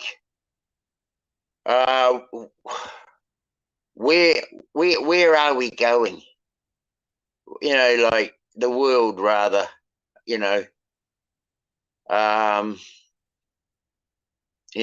What sort of outcomes have we got to look forward to in the way that they're running the world, or the way the world's been run? Because I'm pretty certain that this system we call, like the new world order type system, is like a facade. For me, it's like a facade over the earth. Like the realm is it's special. It's pretty blooming special. It's pretty magical sort of a place. In that we've got living organisms of every different kind, all living symbiotic relationships. Trees and microorganisms living, collectively together, and it's always ongoing. It's always revolving round and around, one supporting the other, and it just keeps on going. Like you could say, without humans here, the earth could just keep on living and dying and living. Like, to me, I see the whole earth as just being a place of dead bodies, and without the dead, we wouldn't even have life, because the life exists on the decaying bodies of the dead. So I kind of see this place as an ongoing, this earth is an ongoing a living environment, we don't even need to exist here for it to carry on without us, you know, and it can just go on living symbiotic relationships that have no end. You know, I mean, even though life and death is like one lives and then one dies, and then that life becomes the death. Well, that death becomes the life of the next living thing. But you know, we put into this world. It's a system, and so we pillage things from the earth, and we take its resources. I mean, look at the way we run this place. We look for everything as a resource to implement, to make money out of. You know, to me, it's like the world is a system that if it didn't have the monetary envelope type thing, if we weren't looking to make money, you know, we'd just be part of the symbiotic relationship that the earth has. But, you know, we've got this world that now makes everything that's available as a resource to buy, sell, and exchange with. You know, to me, it defeats our realm's existence, because it's neither working with it or you know, giving back to it, because to me it just takes. We've just got this bloody system that just keeps wanting to take from the earth and to find new resources to sell. But you know, take the world, the system out of the earth, the world, the earth would still survive. The symbiotic relationships would still carry on, and we, you know, I just wonder if we could ever find that place where we are being like part of that symbiotic relationship, instead of wanting to just destroy everything so we can get something for, you know, to make money out of. That's what it feels like to me, Blue, you know. Okay. Yeah, no, it's true what you were saying. That's why I just let you speak, because yeah, let's see, more people should look at it like that, because this earth sustains us. You know what I'm saying? But like you say, if we wasn't here, we would still have a symbiotic relationship with everything else what's there. We, as so-called humans, we're, well, not generalizing, but mainly destroy, like you say, and not replenish. Or we don't give the earth a chance to replenish, yet it still replenishes. You know, it keeps giving. Yeah, it always gives, and for me, you know, like I mean, I loved listening to London when he first talked about how, you know, the earth as being a massive creature, and I can see that actually, and that there is a massive creature, something that, or I would even say, gave up its life. I'm not sure whether it did or not, whether it's still living. And we're just... The Earth's basically a big biodegradable organism. Yeah, it is. And through it, we live and die, and, you know, our deaths, our bodies are the food that make up the next generation's lifetime, and that's how I see the earth. It's just a a great big living organism that has symbiotic relationships living with it. And why can't we just do the same? Well, we're supposed to live with it. It's not supposed to live with us. Exactly. Yeah. Yeah. So, again, you know, just sometimes it's like I said to someone the other day, like, don't you think we've lost the wonderment of like looking in the air and seeing the sun and the moon? Like we just take it for granted. We take things for granted. Mm. But that's because we've been taken out of a natural state from a long time. You know, built up in surroundings that aren't really ergonomical to us as beings. We're more outside, doing, making, exploring, experience, planting, growing. You know, it was a give and take, and it hadn't been like that for a long time, and it's not going to get back Well, to. I mean, you know, this is a great. I mean, I wanted to bring this subject up, Blue, because I mean, you know, you've got if you're looking at if you've done a little bit of research like myself, and I know you have, that you've seen that there's things like the Devil's Towers, and whether you understand them to be giant or the remains of a giant tree or the remains of a giant mushroom, and I think even Roger Spur has suggested that they are the foot bones or the ankle of a giant man, right? But for me, whichever one it is, it's still a creature. Yeah, but Whether it's a tree, a mushroom, or a man, it's still a creature. But when were they about when dinosaurs was around?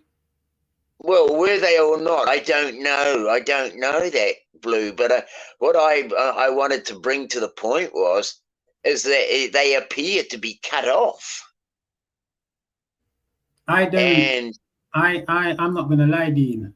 To me, I don't do none of that giant stuff. Like I know I don't know him, but there's a guy who was like 7'1", 7'2". Like to me, he's a giant because he's a giant to me. People in basketball, like they're like giants to someone who's like 5'8", 9". You know what I'm saying? have you seen some of Roger Spur's work?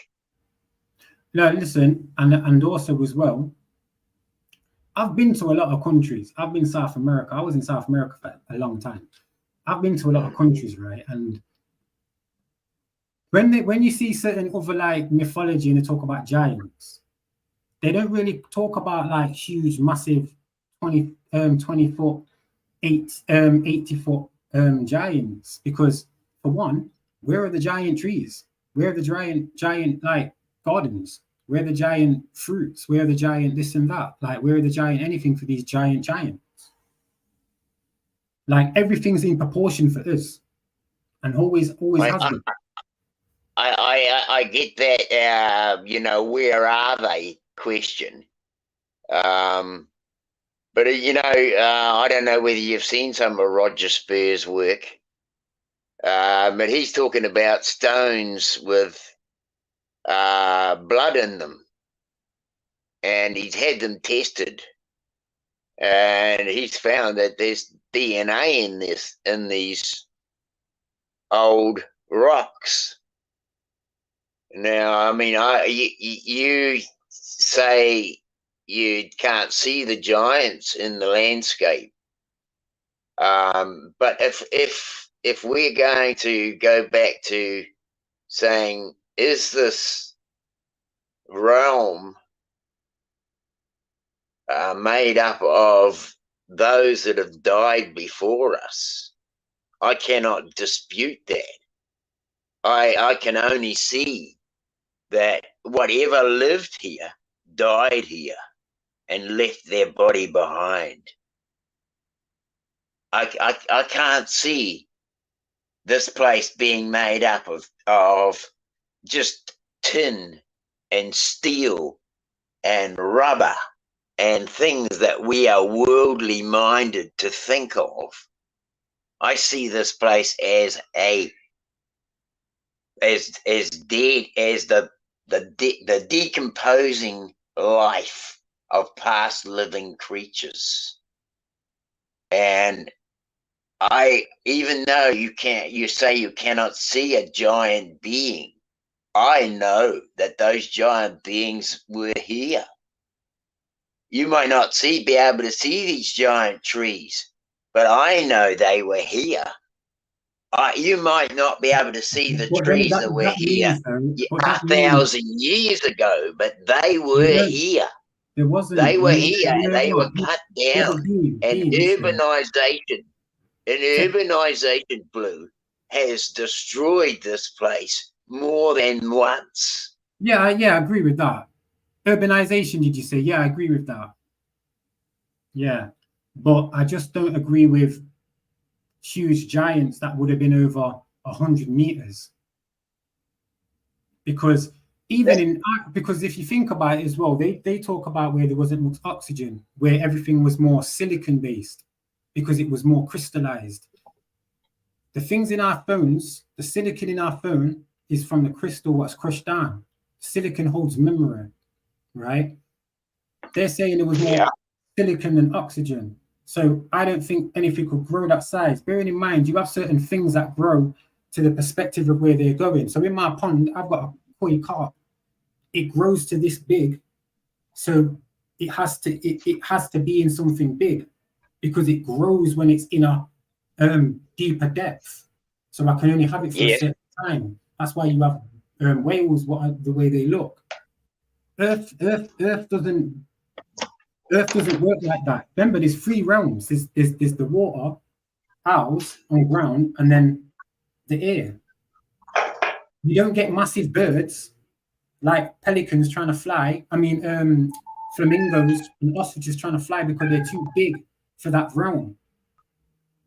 So the giants would be. It don't make sense. That means, that don't fit right with me because it seems too theory based and no one knows, because I don't like even the Bible, but the Bible only talks about Goliath, and Goliath would have been about 7'8" by the cubics and all of that. Yes, Blue, excuse me, it's a tough subject to explain something that you can't see. No, but I get where you're coming from though, because I've seen a lot of examples before. I've looked at clouds and thought that looks like an elephant, but I've made it look like that. Just like people look at I put my camera on now because I've got up, and because you've put your camera on, I like people to see me also. I'm still of a mind, Blue, to believe, or to think even that all this landscape is just made up of dead things. And to say that giant trees didn't exist when I know, I mean, we've got kauri tree in this country, Blue, kauri tree. Now these kauri trees, some of them had a girth of up to a 2-bedroom sized house, right? Now you think about the 2 bedrooms. You think about the size of a 2-bedroom house, and say that girth of that tree existed. I mean, with redwoods, they've got redwoods over in America. Yeah, I've seen them. It's just stupid. Yeah, I've seen them. They just like a branch looks like one of the trees over here. Exactly, and I mean, we've had kauris here in this country that were equally as round at the base as those trees.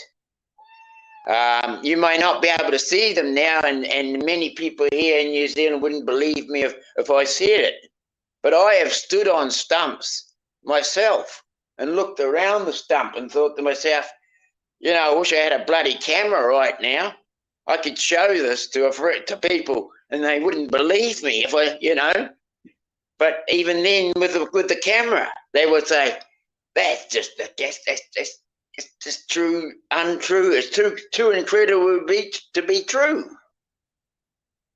But I would say that not just in my generation, but in 10 years' time and 20 years' time, there will be children standing on a stump that's barely wider than themselves and say, look how big this tree was.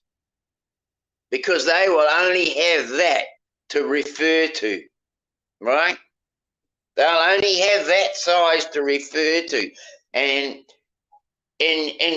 who's to say in 20 years' time that kids in cities will even believe that there were giant trees the size of a house on the earth, right? Because the script is already scripting giants out of our minds. The script has already changed things. They've already hidden things. They've already removed history from our eyesight so that we can't see this stuff. And if you can say that, oh, well, there's no proof, then it didn't exist. If I, in my lifetime, I saw a tree that I stood on a stump and it was the size of a 2-bedroom house. In 20 years' time, we might not even know that trees the size of giant redwoods exist. And we might even call me a liar. Because I don't think. I know. I'm just trying to show something here, Blue. I'm trying to show something. I mean, the next generation is going to basically be like, like just not even think of anything even big, but like you say, a typical. They won't even know it existed.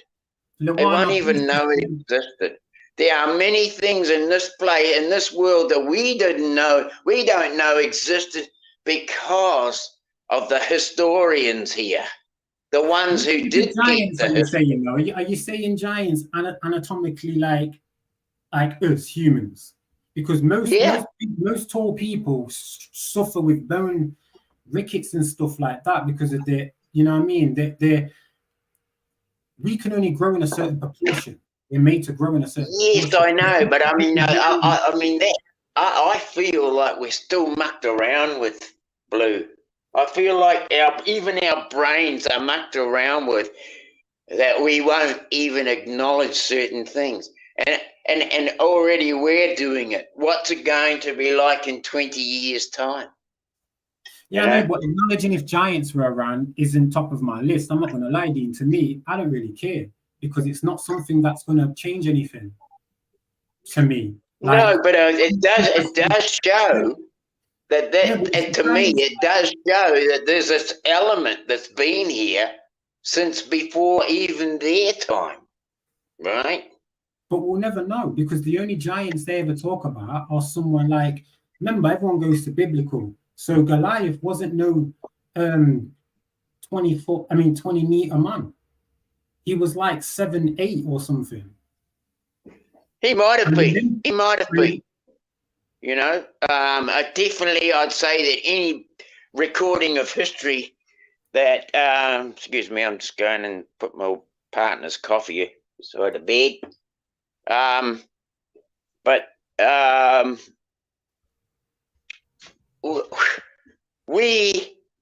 We can talk about the giants as people being 10, 12 feet.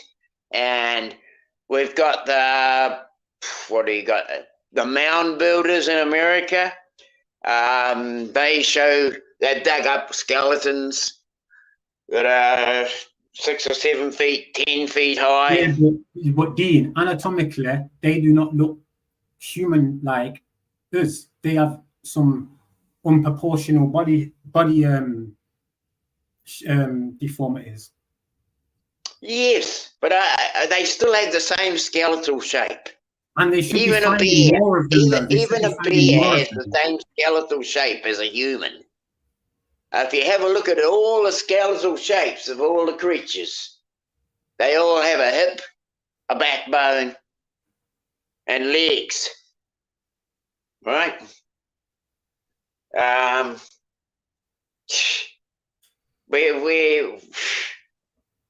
Who's to say we're not coded here, right? Come out of a petri dish. Who's to say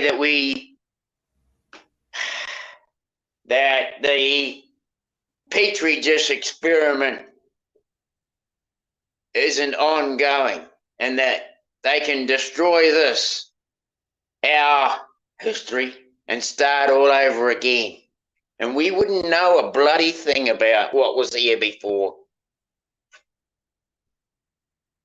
And I think that's what happens. I actually think that's what they do with resets. Peace, Lobzai, peace. Yeah, no, I get that. I just struggle there when it comes to like make believe, you know. Not that I'm saying it's like mythology. Yeah, you get me, the red, white, and blue. Yeah. It's not that I'm saying it's mytho. I'm just thinking it's like the wording. I think it's like been exaggerated as such, but then when you make a point about the trees, you know, them trees are not small by any imagination. So why I don't know. Again, it's not. I'm not going to shoot it down. I know. It's all good. It's all good. For me, it's just difficult to kind of like run with it. You know what I'm saying? Because again, Shaquille O'Neal, he's like a giant to me. Have you seen his hands, his shoe? Like, come on. You know what I'm saying? Like, and as well, in America, you're higher. So the growth is going to be bigger because of the higher, you're higher up in altitude. So it's different than where I am, you know what I'm saying? That's why I like to train in America for higher altitude. But yeah, I just, like I say, it's not something that like I really get into. I probably go as far as this, and that's it really. I don't do no streams or anything like that. Yeah, no, I know that. I mean, as I say, spontaneity. That's where I came from. Me and London Man are a bit different when it comes to what we put out. You know what I'm saying? Yeah. Like he's more in aligned with obviously what he's putting on, and he's been doing that longer now. You know what I'm saying? I like how his team's grown as well. So yeah, much respect to that. But me personally, I'm more due to like the here and the now, the shit that's happening now. You know what I'm saying? And how our minds are being blocked now. You know what I'm saying? And how we're being treated now. Yeah, I'm just making some pine needle tea. These are pine needles. I make it every morning. That's the branch I got it from. Okay. And when you take one of these off, it's got a little, I'll just show you there. It's got a little head on the end of it, little, what they call a dicotyledon, I'd say. And that little piece has got, this one has got 3 needles in it. 1, 2, 3 needles. I like to look out for the 3 needle one because it has more vitamin C, they say, in it. I drink it because of vitamin C, but not only that, because I enjoy the flavour of it. And I've been drinking it now for about, probably nearly 4 years. I enjoy it, yeah. Yeah, I'm gonna have to try that. I like things like that. I do make little concoctions, and what's the word? Practice on myself. as a guinea pig. Yeah, well, we are guinea pigs in a way. We've got to, our own bodies. I know the foods that I can't eat now. I had a gallbladder removed. I had my gallbladder removed about just on 4 years ago. I had septicemia in my gallbladder.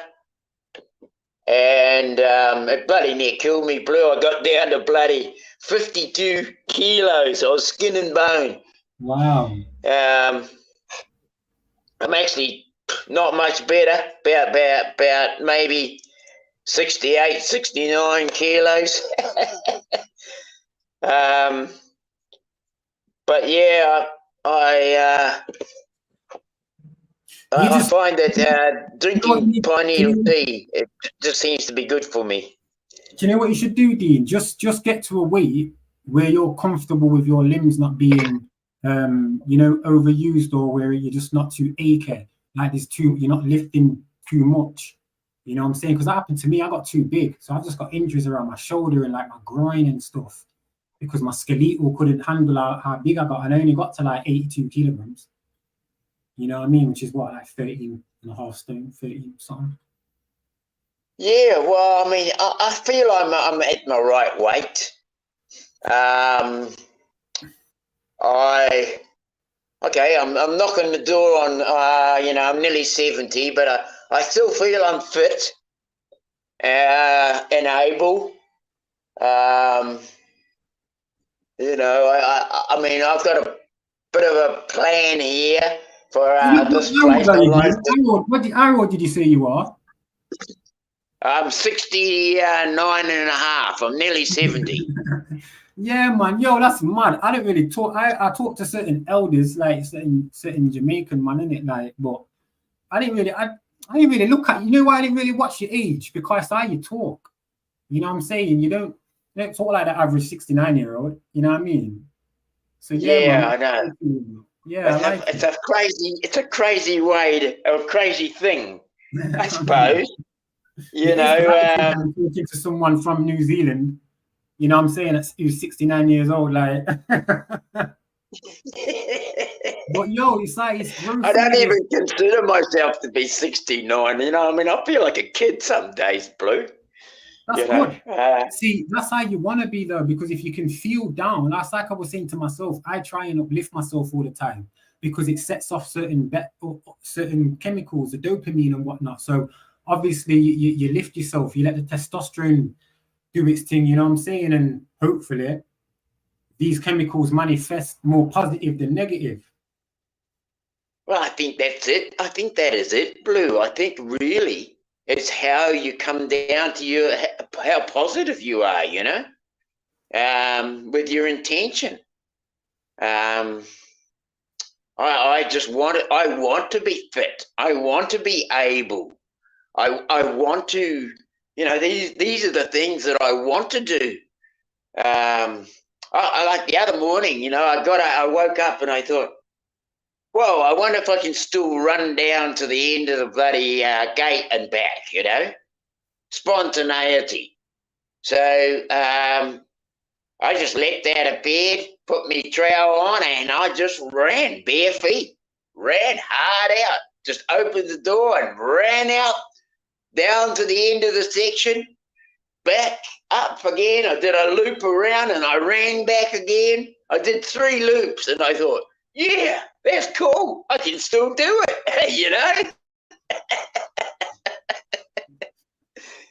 It's like you didn't have no white coats running after you, did you? Thinking, what's he doing? Nah. This guy, the madman.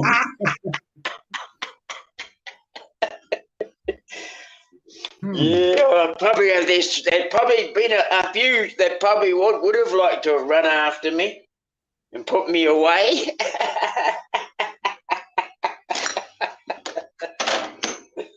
Yeah, I don't know why, but like so the word like respond. What did you say? Spontaneity. Yeah, so basically it's like stopping the delay in your brain to respond. Or yeah, you have to respond Yes. on the spot, respond all the time. So when you wake up, you need to get up. That's what that's what I do. I have to do that with myself. I have to force myself up, do a little like workout. And what you're doing, you're alerting your mind, your brain, your nervous system, your respiratory system, all of them 9 systems. You're just reminding them that you're alive still. You've got more in you. You know what I'm saying? And that's what it means. It's like a shock to the system, an electrical shock, because that's how we run as well. Remember?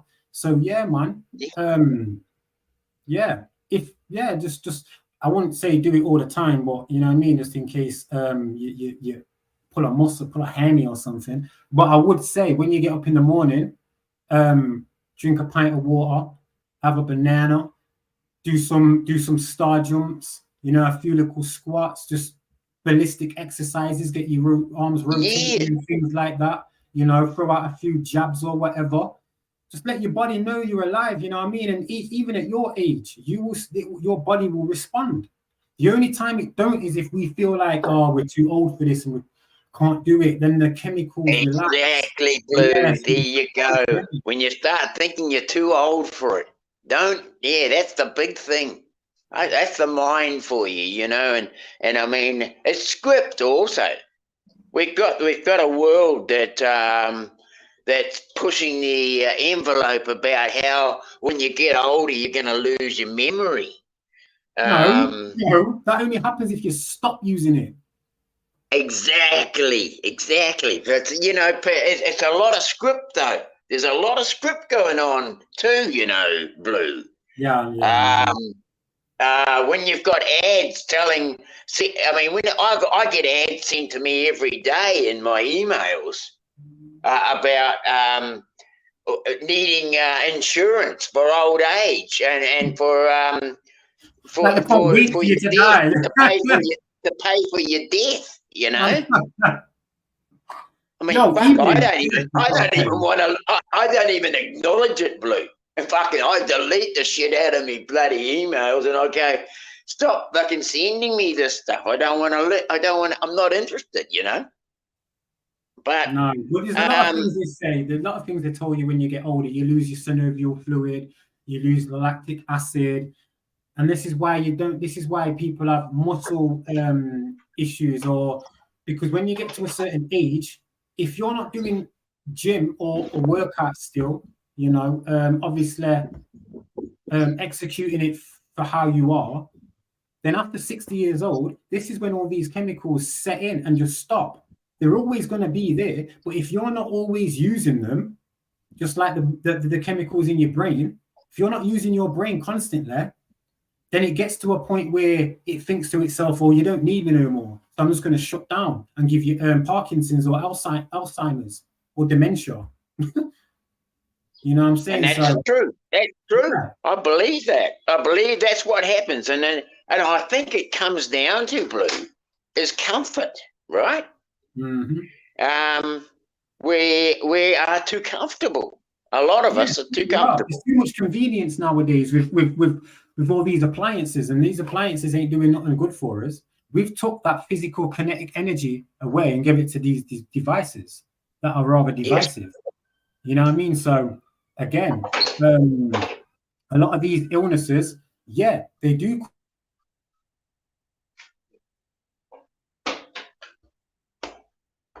I'm just getting the butter out of the hot water cylinder. We keep the butter in the bloody hot water cylinder.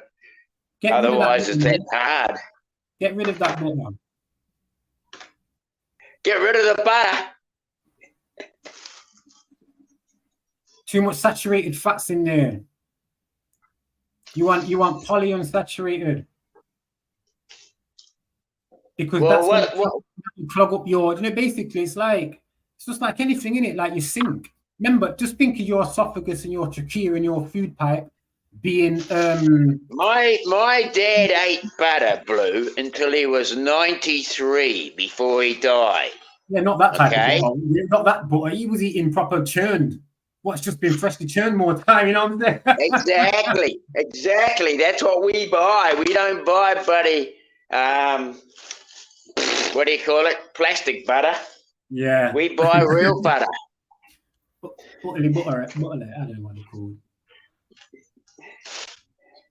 Yes, this is what I'm saying. And castor oil. I drink castor oil. I drink almond oil. I mean, we drink. I mean, if we drink oils, I got this stuff here. That's extra virgin olive oil, cold pressed. Right? Man just got banned. I just banned somebody. I didn't know you could ban people. Avocado oil. What else? Grapeseed oil. Those sorts of oils. Those are the oils we use for cooking. Yeah. What else is there? I like chickweed, burdock. You know what I mean? Green banana skin, boil that as well. Boil that for about 10-15 minutes. Let it cool down, drink that. You know, if I'm having any sleep issues. Thyme tea as well. Yes. Yep. That's what I find with drinking the pine needle tea. I sleep well, you know. I usually head off to the bed about 10:30 at night, and I'm usually awake at 5 o'clock in the morning. Right. Hey Dean, just take the mic a minute, because my son's still on. Yeah. So what we like to eat is just natural foods. Really, we don't like to.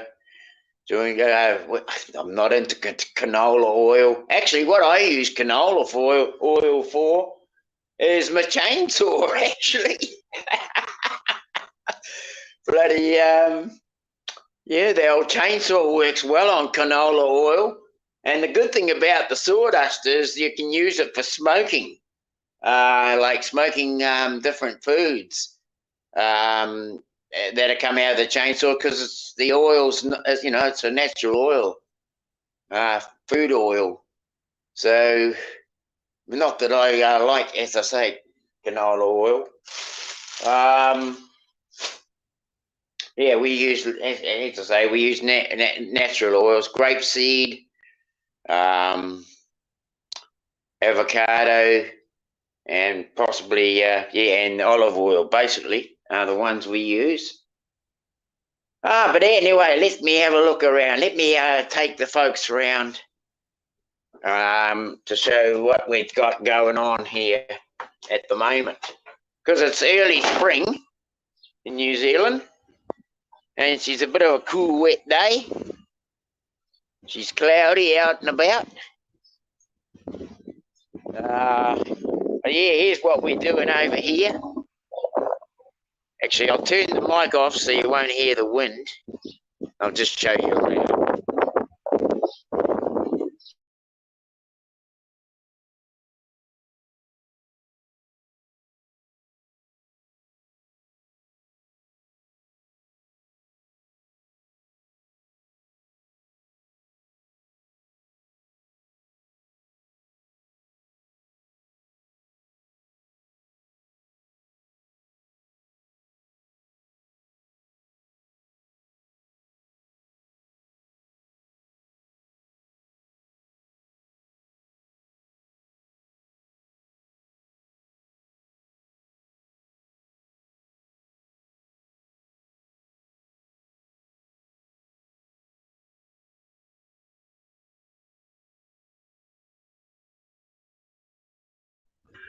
Right, so as I was showing you there, those are two new beds we've got for the garden. The one with the greenery in there. So we had that half, and now I've added in another half.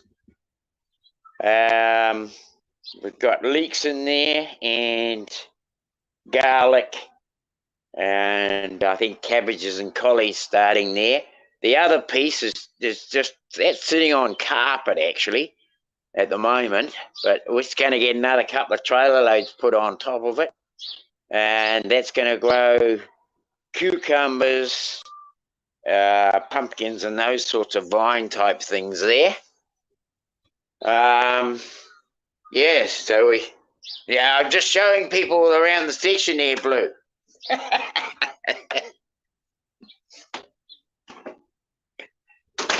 Our garden. Am I Yeah, on this- mic music? Thank you.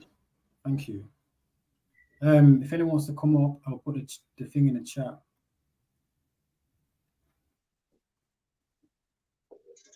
Excuse me, I'm going to make some toast. Well, I've made some toast. I'm just going to butter it. Yeah, not that. You've got non-gluten bread. Excuse me? What's going on? My internet keeps dropping in and out. Oh, I heard you saying that the other day too. Been doing it regular though. Yep, you've dropped out again, have you? No. I've just turned my video off just in case. Tomorrow, go to bed, please, baby. Gosh. Is that your family? My little boy, he's just come back from my daughter's. My daughter's mum's just dropped him off earlier, but it's like, I don't know. He's too hyped up. Yeah, and he's like, who are you talking to? Because it looks like I have no one here. Like, Fully, I understand. I mean,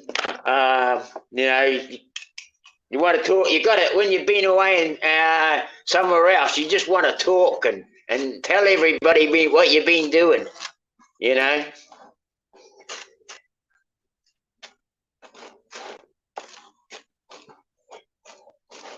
We had a flatmate here. That sound of that toast is making me want some.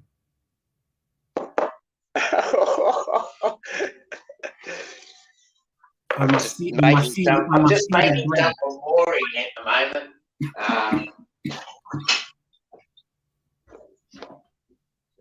I make more toast in the morning for Maureen as well as myself.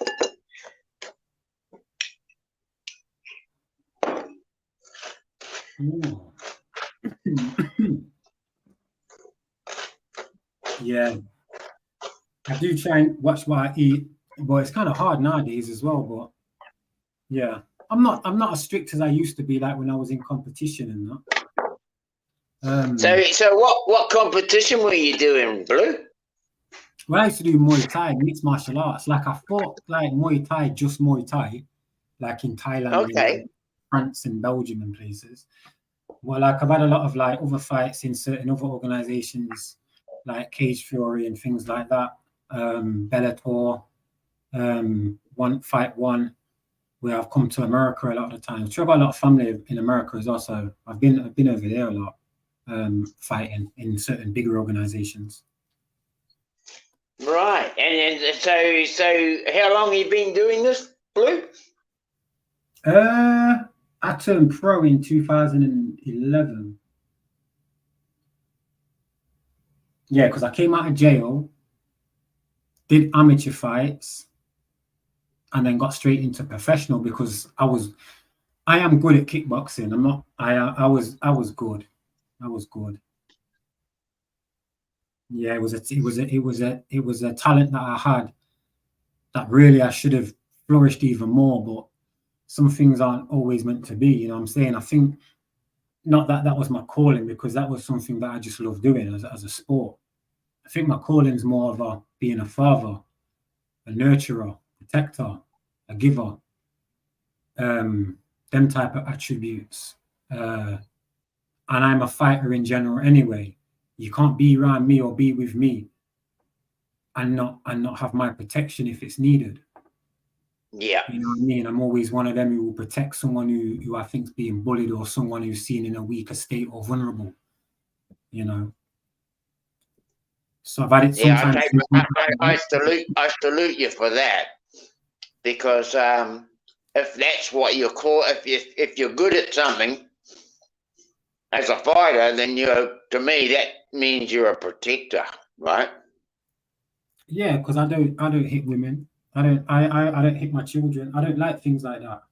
I don't like bullying. I don't like confrontation. That's the difference, because my sport is done out of respect.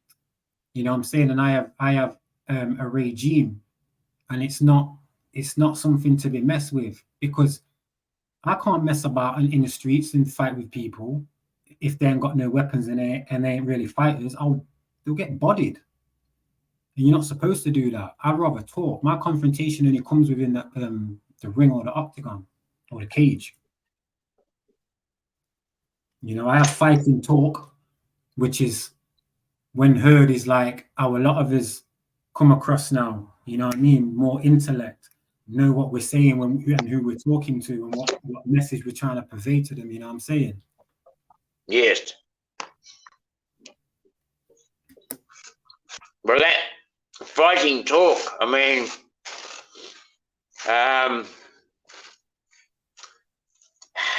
it can be taken as rebellion too, you know. I am.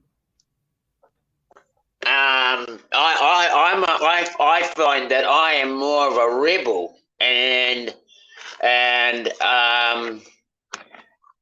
I wouldn't call myself a fighter, but I would definitely call myself a rebeler, a rebellier. You know, I rebel. It comes from the word bellion, which is French. And I've always been a rebellion ever since I was young. How do I put this? I rebelled authority, right? I was always in trouble because I was rebelling authority. But when I look at how things have gone down throughout my life, I have rebelled against, I feel, immoral injustices, right? That's what I've rebelled against my entire life, I feel, is immoral injustice. And if of all the things that I think I'm doing still, I think I'm still fighting immoral injustice, right? Yeah, even when I look at my life today, I'm still fighting immoral injustice. Yeah. Yeah, so I think with me sometimes, like, I am more on that. So sometimes I may come across a bit dismissive when people may talk about giants or, you know, certain other extended mythology. Yeah. Because I'm more of what I see now, because like you say, we're constantly in a battle, but some of us don't see the battle that's there. You know what I'm saying? That's been with Yes. our parents, our grandparents. So some of us haven't picked up the button. Some of our parents didn't pick up the button. You know what I'm saying? I'm picking up the button. I think I got it just in time. You know what I'm saying? Yes, right. Yes. Well, you know, like, none of us are finished products. You know what I'm saying? I'm not a finished entity yet. You know what I'm saying? Me neither. I've still got plenty of years to go as far as I'm concerned, right? Yeah. So, you know, thinking like that at your age, that's already saying that you're not a man. You're not a man to need any vaccinations or anything, because a lot of the elder statesmen and women were taking that, thinking they needed it, instead of speaking like how you are and creating your own energy from your own aura. You know what I mean? And creating these mantras in our head that we're not going to F with these things. We know what it is. We don't need it. I don't want something Exactly. what is. You know what I'm saying? It's just like the children. It's not just what they hear, it's what they see, what goes into their minds. It's what's, you know what I'm saying? It's that's food for thought as well, because visuals create the context. And if you ain't creating the right visuals for some of these children, then they're instantly going to think, well, this is how I act in this situation. And bearing in mind as well, we've been learning how to act in these situations, shown how to have relationships, shown how to act when you're splitting up in a relationship, shown how to act when you want to get a divorce, shown how you act to how to deal with your child, and you should do this and you should do that. And I'm thinking, well, it wasn't like that in the family before, until TV, papers, and now social media pushes you towards like these narratives, and then again we act them out. A lot of us act them out in the streets now, because it then creates their society, it creates more issues for their society. But then again, these aren't issues in their society. See, it's mad, isn't it? Like, you've got a system that's creating this drama and making us act a certain way, or indoctrinating us to move a certain way. Then you'll have certain of the general public saying, oh, this is outrageous, this needs to change. And then the same system that's put it there will then give these people who are in outrage a so-called solution. And all the solution is making the area look nice, but then keeping the people there, or maybe changing the thresholds and stuff in law, or maybe turning weed into a class B instead of a C, so they can then get people locked up, or then maybe making some of these youth centers and stuff for 6 months to take the kids away and put them in there for a bit until bam, they're gone and it's back to square one again. Like, it's a cycle of this. Like, that's the evil what's going on. You know what I'm saying? That is the system, and the system is pathetic. And to be fair, it's like a bully, or not even a bully. It's like someone who's really weak and didn't like someone who was more strong-minded, and they've had to have all of this system and protection. Like, the police over here used to be constables because they work for the people. Now they don't. They're policy enforcers. They work for the policy. You know what I'm saying? Exactly. Exactly. Yes. So this is why they need this cycle of drugs, stealing, all of these what get called different things are really all tax. You know what I'm saying? They're all tax. They all want this promissory note off you. You know what I mean? And that's because we're so entwined in their system. So to know their system is how you don't defeat it, because you won't win, but you can get even, on par, parity. You know what I'm saying? Instead of losing. It's better to be standing face to face, side by side, than behind and not knowing, or in front and not knowing what they're doing behind to go even further in front. It's better to always be side by side, so you can vicariously move how they're moving with the times. That's well, I mean, that they're talking CDC stuff now again, right? Yeah.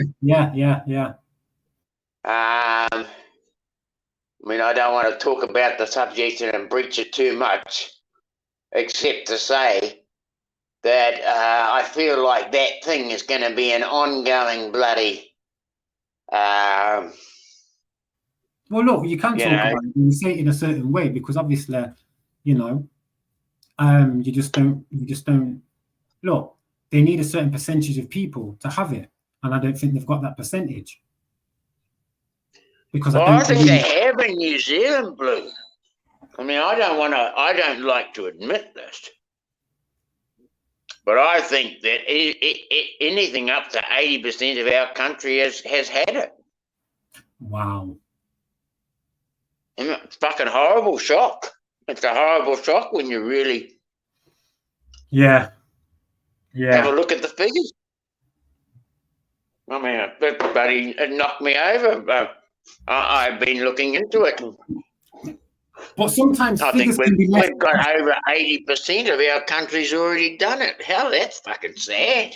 Yeah, but what about if, like, sometimes, let's get off the subject anyway, but just sometimes in general, they do put out misleading figures purposely to kind of gauge the audience and if there is any spikes in how many people are going to get more.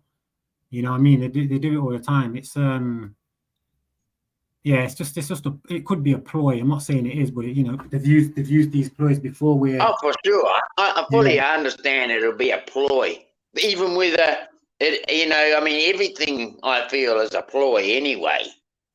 Yeah, yeah. It's like when you So think about the Middle East. we can't escape that. It's just to me is what. I mean, how far are they going to take this friggin' thing? That, you know, how far will they go with it?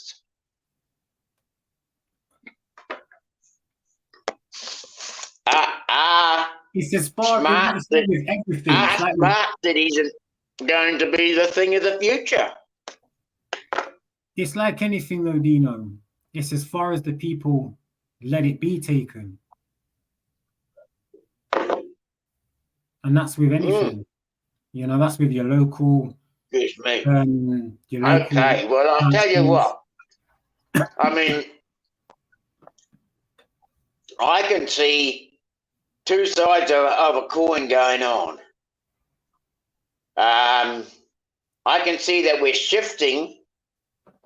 Our realities are shifting a lot in the world system. I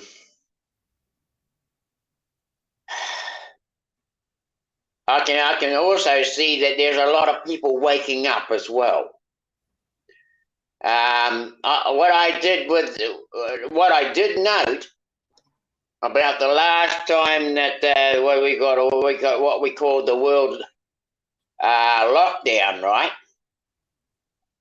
Is that lockdown gave people time that normally they didn't have. You know, like it also gave them issues with like paying their mortgage, losing their businesses. So again, it's like that was that side of it, but there's also the side of it where they had too much bloody time. They weren't going to work. They weren't doing all this stuff. They had too much time on their hand, and they started seeing this racket that the world was putting on the populations of Earth, right? And a lot of people, I believe, Blue, woke up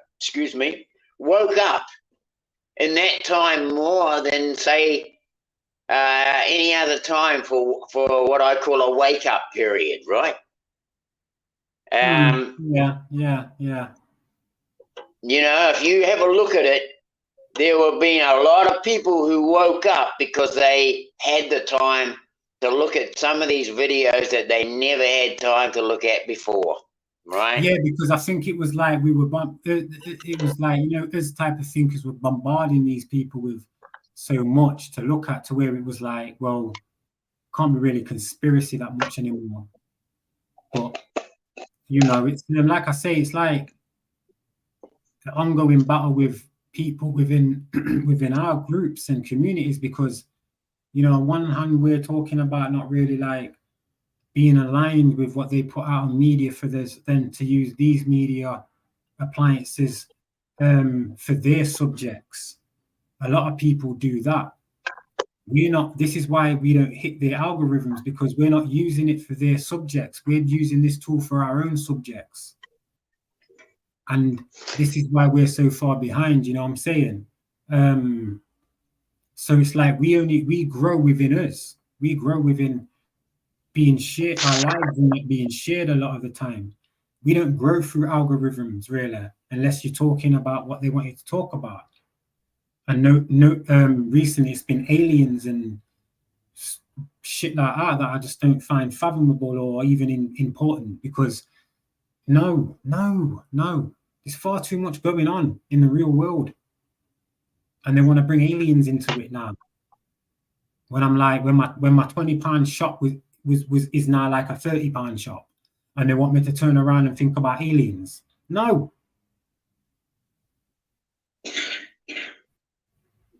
Yeah, well, I mean, these aliens, I don't believe they come from anywhere else. Ain't no green man like they talk about. I don't believe they come from outer space or anything like that. Ain't nothing coming in and ain't nothing leaving this place. Yeah. Like you can't physically leave, like jump down in the sea and go through. You'll explode. You'll get crushed, I should say. And you can't go up because you'll lose air and get crushed as well because of the densities. We're physically not made to leave this place. It's that voice in your head that will leave, and you just be everything that is, whatever it is. I don't know because I ain't. Yeah, so that's an interesting thing when you say it like that, isn't it?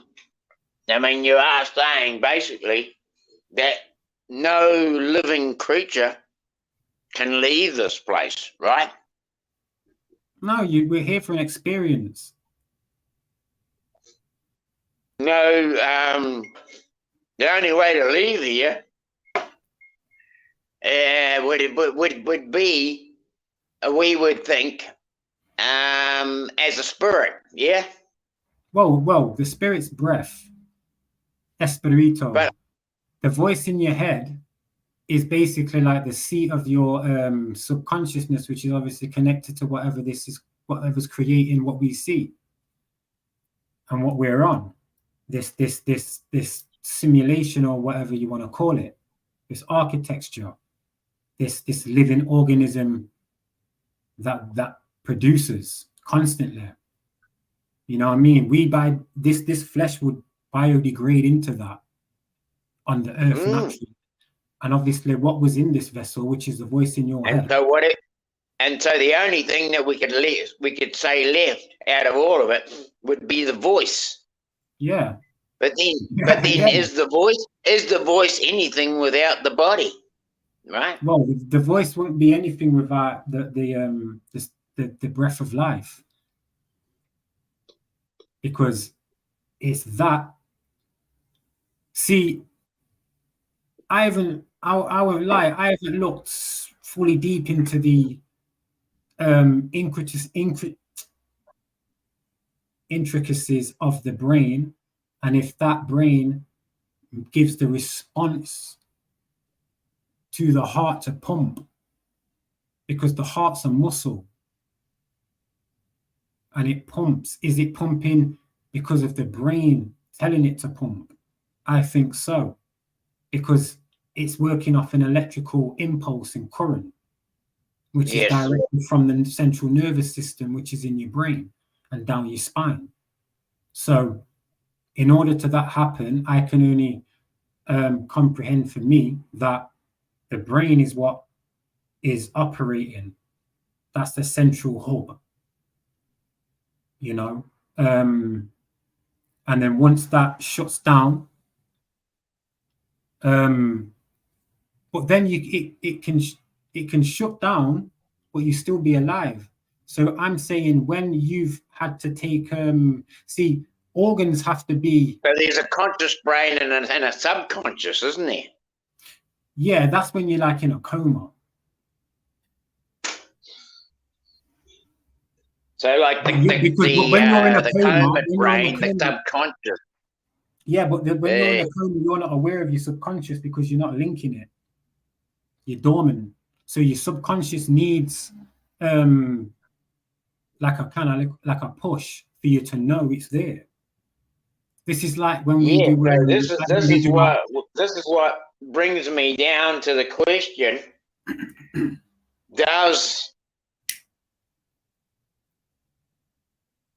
I mean, you know, you have to be conscious for you to know that your body's alive, right? Yeah, but like you say, if you're not using parts of your brain like your frontal lobe, which is your decision making, right? If that's not functioning, then therefore you have no decision yet to make because you don't know anything yet, because that part shut down. Your cerebral cortex is shut down, so you're not able to access the subconsciousness. It's all a working mechanism, you know. That's why I've got this question that comes next is, so without that conscious connection, is there such a thing as the soul?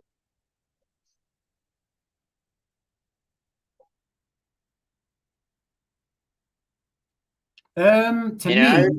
me, I've always seen like the soul as the aura, the magnetism that comes with us, because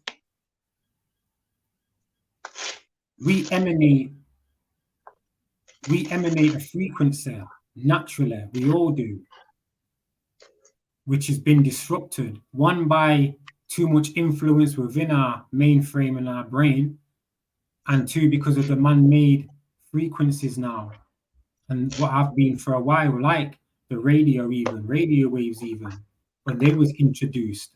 These things can molecularly change your body, because remember, we're made of water. So therefore, even if you do the water test where you speak to two cups of water, one nice, one nasty, I mean not nice, one good and one not, you know what I'm saying? Yeah.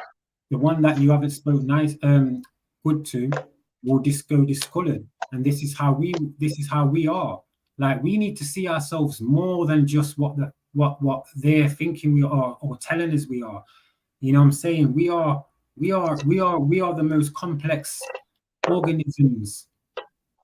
You know what I'm saying? Known. Our brain capacity is unmatched. They will never be able to do no quantum uploading with our types of minds, because it's infinite. It has to be infinite for you to have a subconscious connected to what is making infinity. This whole simulation. Because when you release from this vessel, it'll be looking like a simulation. You know, Yeah, because like, you know, I mean,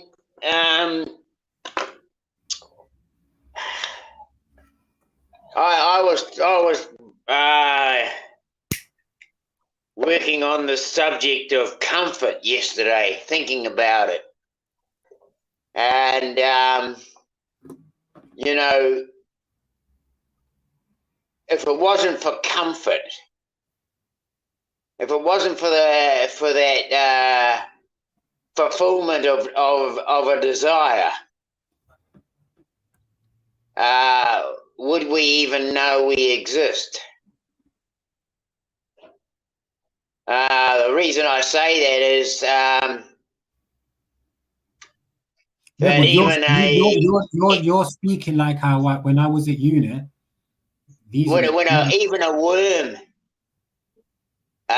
will feel extreme heat and recoil, right? So it has comfort. Look, I love these type of things. See, it's like when you stub your toe, right? That there's a fraction of a second, that basically, before your nervous system or your brain alerts you to the pain, it's like you're already knowing the pain. And then that split second, it's calculated for us, and then bam, it hits. You know, because I've been hit before in the stomach, in the kidneys, and it's took about a second and a half, and then bam, it's like, oh my God, it's like there was a delay, because my brain wasn't told anything yet. My nerves had to react first, and then alert my brain to this sensation. See, if you had no nerve sensation, you wouldn't feel that. So things like emotion are words that have been pasted on us. You know what I'm saying? Words like love have been pasted on. There should be no word for that. These are natural things that you have as a human. Love. You know what I'm saying? Animals have it. Birds are already known how to make nests. They weren't taught. They already knew. Beavers know how to make a dam. They already know. It's innately born in them already, just like things are in us. We knew not to take flowers before they were grown. Yeah, we knew if this apple, without it being called an apple, if this fruit, before it was called a fruit, we knew what tree it came from because we visualized and seen it. So there's no need for that name. Words have took us away from our true meaning of people, our true existence, I should say. So really, again, it's these nervous system and this brain capacity that's sending signals. We've only attached words to them. These words mean nothing. They just tell a story of what's occurred naturally within us by a sensation. It's just that people have needed an explanation to these. That's all it is. You know? But then some words were needed and were good because, again, if you have a certain illness or you're poisoned by something, it's good to know what to kind of name these things so you can learn about the body and what not to do. This is how things happened, you know, that people would have examined people by seeing them with their skulls open if they'd fell by accident, and they would have seen and known from that, known about ligament damage. See, these are all learned things through experience of seeing it. We have names to separate, but then we have names that just don't mean anything, that take away the actual see, someone would say take away the natural emotion of us, but the emotion has no word. You know what I'm saying? It's more take away the natural occurrence of our infrastructure. Like if I bang my head, you'll see my face change in a way where, oh, that's hurt, because after I've seen face change from you banging your toe or head, you've then touched your head, and now I can see there's something wrong with it. Yeah, but words have been put to that. You're hurt.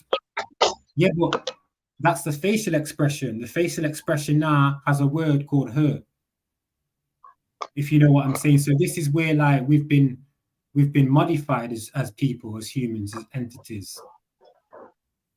And I feel that modification is through our own brain, though, isn't it? Right? Yeah, because of the wrong things being put into it for us to adjust, like these words that facial expressions show already. I mean, like you say, we already knew certain things. We don't have to be told what they are to do them, to perform them. Yeah, like the word same as a bird making a nest. We can do things that we perform that we don't have to be told how to do them. Right? And the way the mother feeds the bird, it does it naturally. It's like our body tells us, without any words being needed, that it's too hot because we feel discomfort. But that's the word I have to use to explain, because I'm not showing a visual. And the same is when you're cold. You know what I'm saying? So therefore, you know, sometimes words are needed to show or to give a picture, an idea, because you can't see the visual. But I think the visual outweighs the word. They say, what is it? A picture shows 1,000 words.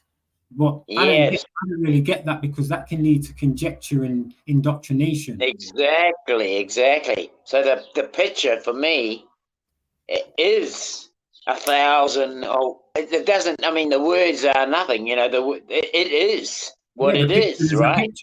Yeah. What can you take from that picture without using words? Yeah. So when you see a picture, do you look at it and think, right, where have I seen this type of setting in real life? That's how you should look at it. Yes. But again, we're being taken down the wrong way. We're not given that. That's what I'm saying. We're being led by a script. And that script, you know, it's got that script is taking us to a place. I feel it's leaving us spellbound. It's leaving us spellbound. It's a spellbound. Yes, it's a spellbound script that's taking us to a place of binding, but not necessarily is it a place that is beneficial to us, right? Well, no, it makes us alien. to us, to It ourselves. makes us alien. Yeah, Yes. to ourselves. Because remember, the word alien should be ALION, because the word ion pertains to us, pertains to the beyond, not being, the beyond. So when you say alien, it's like saying alien, Australian, southern, Yeah. southern man. That's what it is, because AL means of the, from the, man. Like when you say alchemy, it's from the chemaic, from the chemic, from the chemi. You know, the chemical. Which is basically us. Exactly. As So an again, organism. yeah. As an organism. Yeah. Yeah. So yo, I'm not gonna lie, Dean. Yo, fam, I'm proud of you. You know, I don't even know you, but big real man talk. I'm proud of you that you're of this age, yeah, and you're listening to me. You know what I'm saying? And we're having this kind of discussion, and you're able to open my mind. Like I'm fully like I'm kind of surprised. I'm not gonna lie. I'm kind of surprised. Yeah. Now I got you away from giants and onto this type of stuff. This is your mind. This is you. Yeah, well, I mean, Because you see it now, but you're grasping the reality of it more. Because you're looking into yourself. See, once they use words and deities and ideology to take us away from us, then what is the point of us? yeah, I know what you're Losing saying. our I spirit, get what you're losing our saying, Blue, nature. and I appreciate. You know what? I mean, I appreciate being able to have conversations with people, because you know, I want to say that the biggest thing that hurdles we have in our lives is bridging the generation gap, right? Because I feel that like there are many. I gave a good instance of it yesterday. A little boy and one of our neighbours down the road told me that I was old enough to be in a home, and that was like 4 or 5 years ago, right? And that I should be in a home, and for me, what? You are in a home, yours. Yeah, And but then- you know, and then- like he meant in an old folks home. He meant in an old folks home. I knew what he meant. But you know, it identified with me how in 10 years' time, that's what I'm talking about, 10 years' time, will they acknowledge that even some of these things that I know existed, will they even know that they existed? Yeah, because it's people like us, me, others. I'm 37. You know what I'm saying? I'm speaking to you like there's no age gap. There's just intellect. Yes, I know. That crushes any That's the barrier. beauty of it. That's the beauty of it. Yeah. Yeah, that crushes any barriers. And that's how it should be. And again, when I say like home, when you go, you know, like that's the natural home inside us. Yeah. It's like what Noah was saying about the original language, which would have been like ka, za, ra, ba, ga, la, ma. You know what I'm saying? Because this is the original talk of baby. It's already there. So the words like amma, yeah, is the breath of life, and then you've got ma, yeah. These things like abda, they'll say ab means to go away from. It doesn't. It means from the. So abda, from the father, dada, abda, dada, amma, mama, amma, mama. That's how it is. That's this, and these things have just been changed through vocabulary and different accents. Exactly, Blue. Thank you very much for that. Yes, I acknowledge that big time. And So I why mean, I think it was McCoy asked me yesterday what were my thoughts on religion. Now, it should be faith-based institutes, because religion doesn't mean just faith. It doesn't mean religion means you're bound to something. Like I'm religious. I used to be a religious trainer. I used to train religious. yeah. That's So for me, bind. religion is a binding, Yeah, right? because it's the word Yeah. ligature. But you know, we could say that script is also a binding, yes. And you could say that well, a script could be read as such. When people get to 65, they're in retirement age and they are no longer need to work. You know, What that's the script that we're told, that tells what us about this we've got thing? to a certain age, right? Yes, Bruns. Big up my brethren. Peace. Yo, Dean, what about if anyone wants to jump up the links in there? Yo, Dean, what about this one though? What when someone's an addict, what do they get from the doctor? Prescribed Or a script? medication. Yeah, right. And Yeah. what was I saying earlier about the word dict? Dick. It means to speak, like dictionary. So when you add the dict, you're adding to your words. So therefore, when you addict, right, when you got an addiction, you go and get a script from the doctor. See, all these words, right, are spellbound that people don't know about. Yes. So when Yes, when I you're know. in addiction, you're someone who's always adding to something, which is basically basically minimizing yourself and stopping yourself from progressing anywhere because of the words that you use. You know what I'm saying? Yeah. So yeah, there's a lot of ways that they've got us in traps. But They have. That's right. That is absolutely correct. But crikey, you know, you're probably the first person I've actually talked to on this subject that is making more sense of it than a lot of other people I've tried to breach this subject with. Because I've been in. So thanks very much. Big salutes to you, bro. Big salutes. No, and you heard. Everyone knows I was in a Freemason lodge for about 5 or 6 years. So a lot of this information comes from that, from their books. I didn't know that. I didn't know that about you. Okay. Yeah. I mean, I don't really go out looking for things to make judgments on people, right? No, but like I say, look how I speak. I speak openly, and it's because I know certain things. How these people do shit. You know what I'm saying? So it's benefiting. Yeah.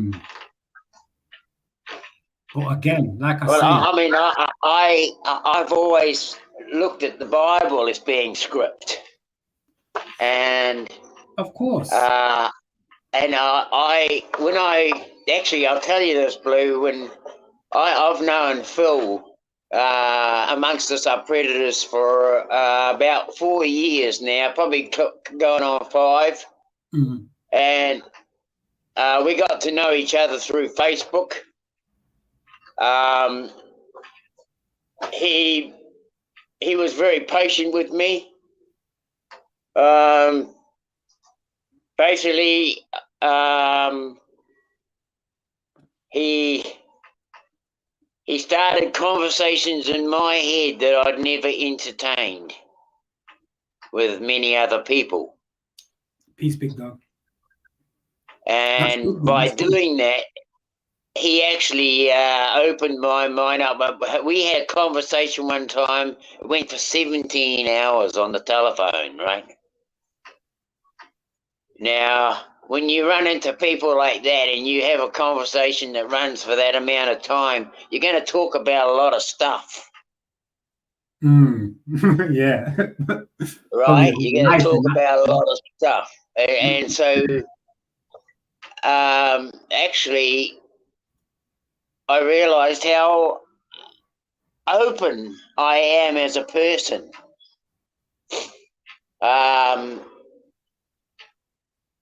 To tackle just about any subject, really.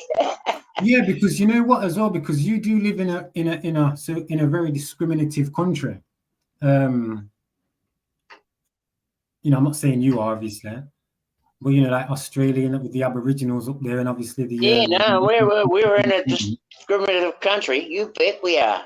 Yeah, fully. Yes, no.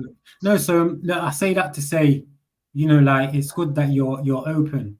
You know what I'm saying? Like I had to like normally, not even normally, but I don't know, 3 years ago probably, like I won't have had a white guy on my chat talking like long like this. You know what I'm saying? Because I was more Yeah. confined in my subjects. You know what I'm saying? But when you're open-minded more and you start going into different circles in real life like I do, obviously it gives you more perspective. And the other thing is with the open-minded too, Blue, excuse me for butting, but is that you don't have an agenda, right? You don't have an agenda for what you think somebody is, or you're not there making judgments. And I think that's the biggest thing, is being able to communicate with anyone is first not making a judgment about who they are, what they are, or what they think, right? Yeah, because that's what's been done with me and a lot of people. I've been judged and people have like took a while to trust me, but obviously it's understandable being what I used to be and whatever. But it takes time, you know what I'm saying? And I am a complex man. You know, I'm difficult certain times, even now. But again, I'm a work in progress, and I think a lot of us should be, because And we all are. Because even when I hit 40, it's like I don't want to be stuck in the same, not stuck. I don't want to be in the same position. I hope that I've gradually elevated. You know what I'm saying, in whatever I'm trying to do. Well, I know for one thing, that's for sure, is that if I was to say, think like what they call the norm, and that is that a person who's in his 70s should now be looking at shutting down his life. He should be looking at looking back on his memories. Somebody who should be, this is what I see the norm as saying, is somebody who should be winding his life down. He's already done all the most important things of his life, and now he's coming to the end of his life. He should be slowing down. He should be reminiscing. He should be going on holiday. He should be relaxing, and that is that's the script that we bind older people to. Yeah. But I don't think like that. I'm not going to be bound by that script. I don't think I'm getting old, right? I know there's certain things about me that have changed. I can't. There's things that I don't do as quickly as I used to be able to do. Yeah, but you have to remember as well, like they also, the main script is from 16, 18, or even when even when you go further, when they were taking children out of school at like 14 and they had to work. But over here, right, you get a thing called a P45 when you finish the work or something at somewhere. Yeah. And even if you want work for 20 years, at a certain age of retirement, you will get a P45. So it's showing me that we are basically products, indentured servants. You know what I mean? Like they're just to work. When they don't need you, that's it. Done. Bye. You know what I mean? We've took the worth out of you. We've took as much energy and time out of you. Now go and try and lead a life. You know what I mean? On the measly pension that you haven't got. Absolutely, and I mean that's because that's script. It's the way the that's worked best for them. That's why I feel like there are resets, because it's like we get to a certain level of understanding, and then it's like you start to see through the guys, and Yeah, once you start to see through the guys, you're then left with, okay, so where do we go from here? And so that's why I say I reckon they reset us, because they can take us at that stage and go, right, let's flip them back no, on their script. you know what resets they do? You know, the last reset was 99 to 2000. Yeah, because that's when they went digital. That's when they went digital. And bearing in mind, yeah, when it's 12 o'clock digitally on a 24-hour clock, it's four zeros, which is the binary code, and then it goes 001, 002. You get me? So that's when it went into digital. People were scared that they was going to lose certain things because it was transferring from analog to digital. You know what I'm saying? The other reset before that would have been, see, these resets aren't anything spiritual or these are all either currency based, financial, all currency based. Thank you very much. Yeah, that's what it will be. Like it affects us, the working class. You know what I'm saying? But then again, if you're earning more than like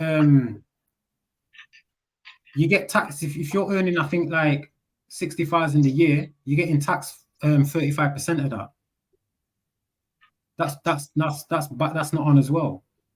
You know what I'm saying? But this is why these people have small businesses, so they can transfer any tax into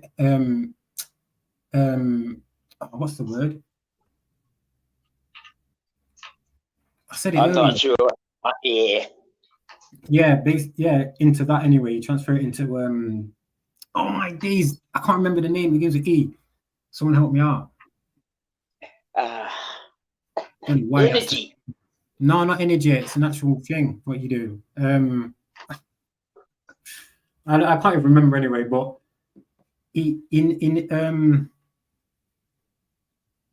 but anyway, you change your tax into something. So basically, what we're talking basically, about. What you do, if you've got a company and you can show that expendables. Sorry, that's what it is. Expendables. So if you can show that you've had to pay this amount of money out of your own cash, you can change that. You can class that as expendables. That's not even the name. I'm not saying it right. You can class that as that name. I don't know. Yes, I know what you're talking about. So it is expenditure. It's what is that? That's annoying me now, you know. That is annoying me. I've lost 3 people because I don't know that. But I tell you what, Blue. I tell you what.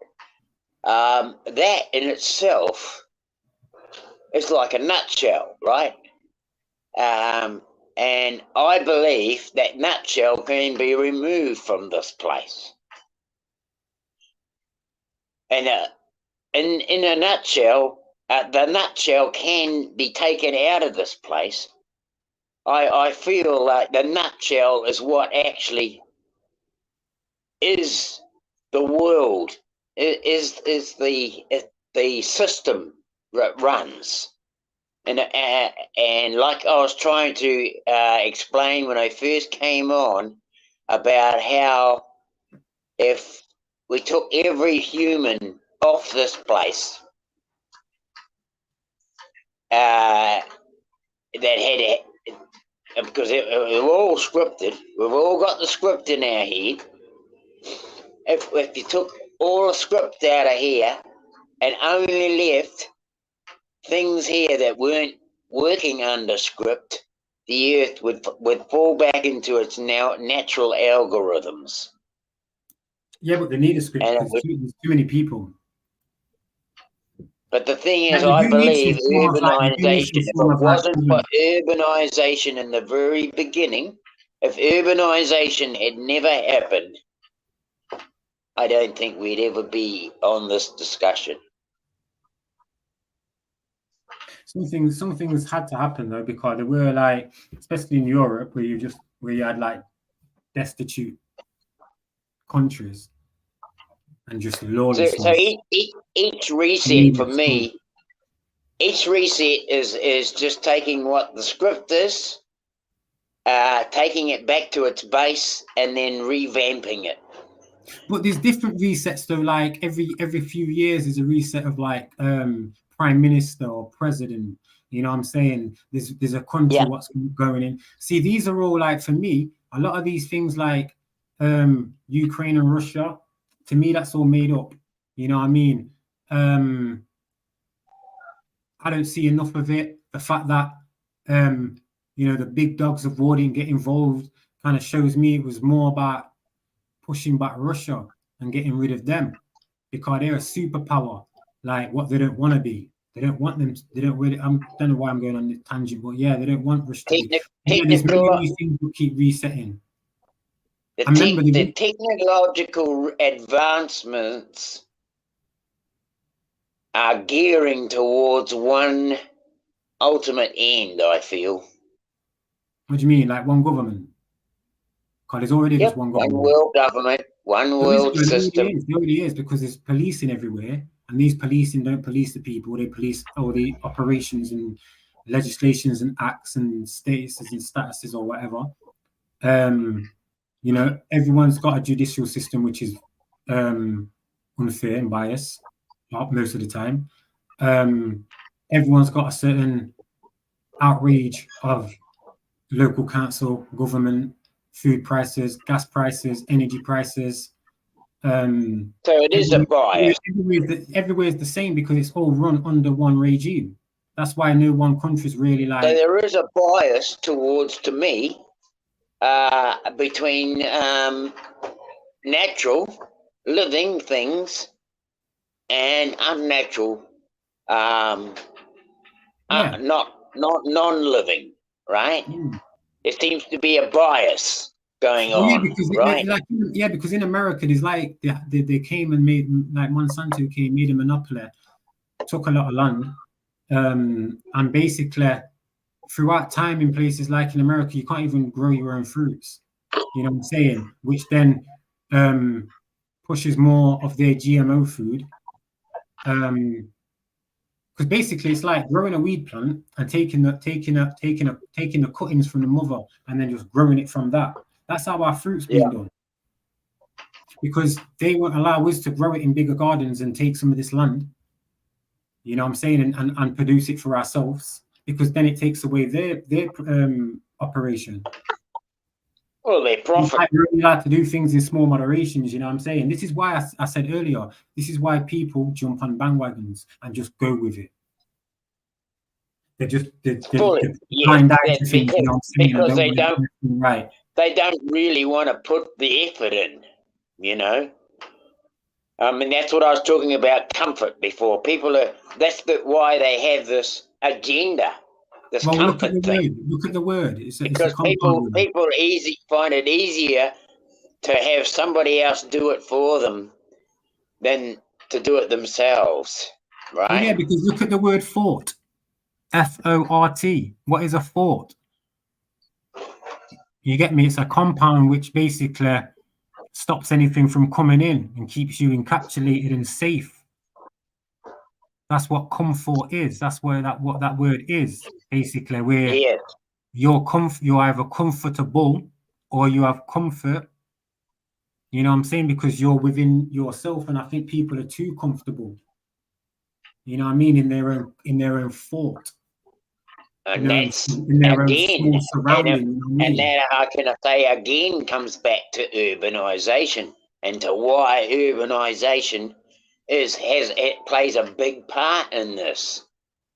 When you say urbanization, what do you mean when you say urbanization? What do you mean, Dean? I mean urbanization, meaning that is moving away from the natural realm towards an artificial realm. Oh yeah, definitely. Right. So that's why I think that everything is being artificialized. Eventually, anything natural will be looked upon in disdain. But the natural Now, solution would be to let us grow our own food with proper seeds. But that I mean, that's I already not a solution see that they want.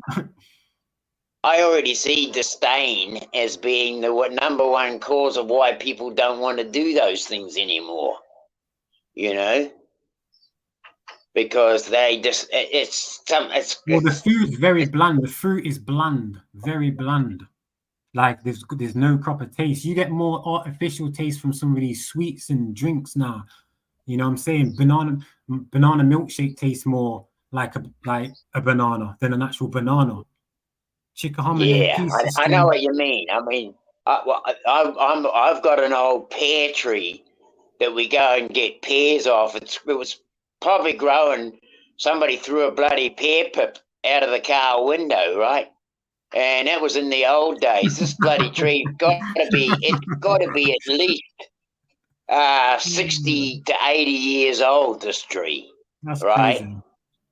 And the fruit on it, oh, they are so delicious. Oh. Yeah, I've got an apple tree. I've got an apple tree in my mom's garden, and like natural rhubarb, and the apples just taste so different, and the color of them, they're like green and red, with like almost turning like brownish when they've gone ripe, and they're like so different to like from the shop, like it's crazy. But again, this is more of, like you say,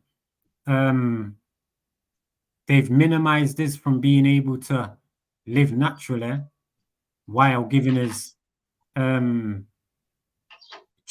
food. Now, don't get it twisted.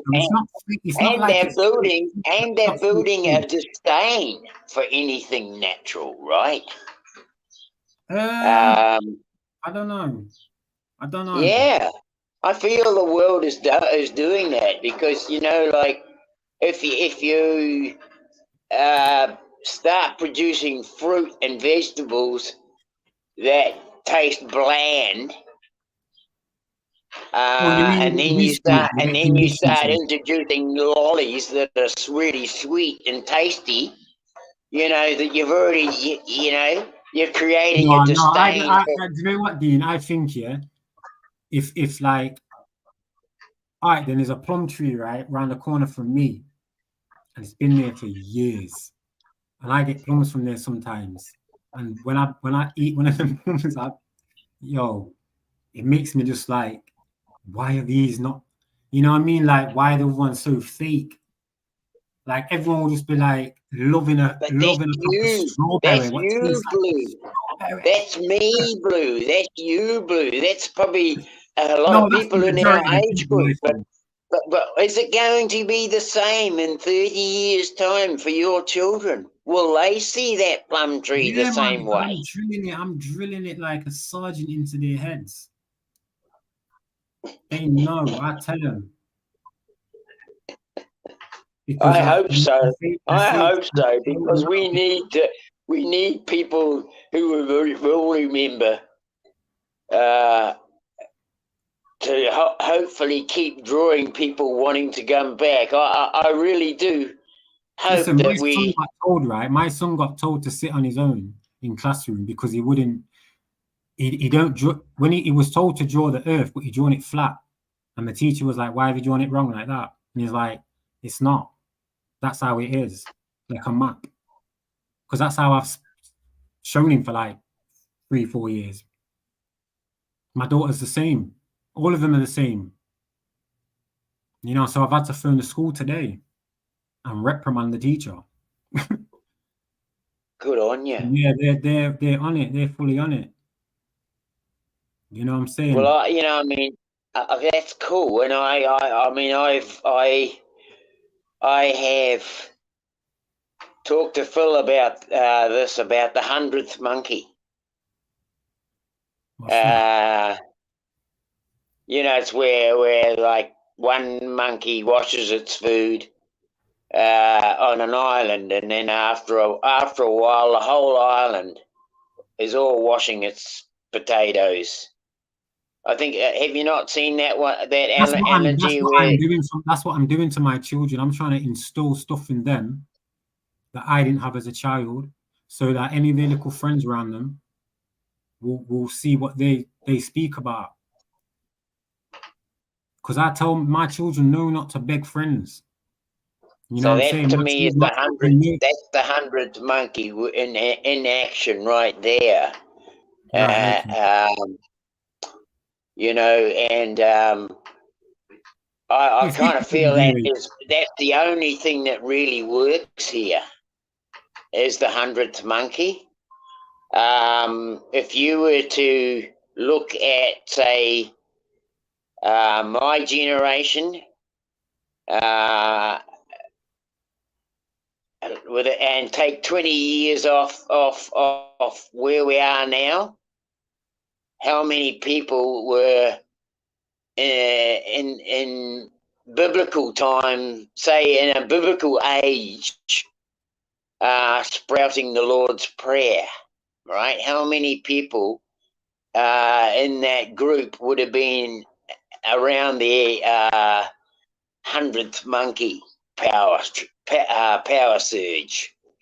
So you could say, given another 10 generations or another 2 generations, how many people will not be speaking the Lord's Prayer? Well, how much of that 100th monkey You don't power see it is though. You being don't check this though, Phil. Phil. Dino, sorry. seen? Yeah, it's all right.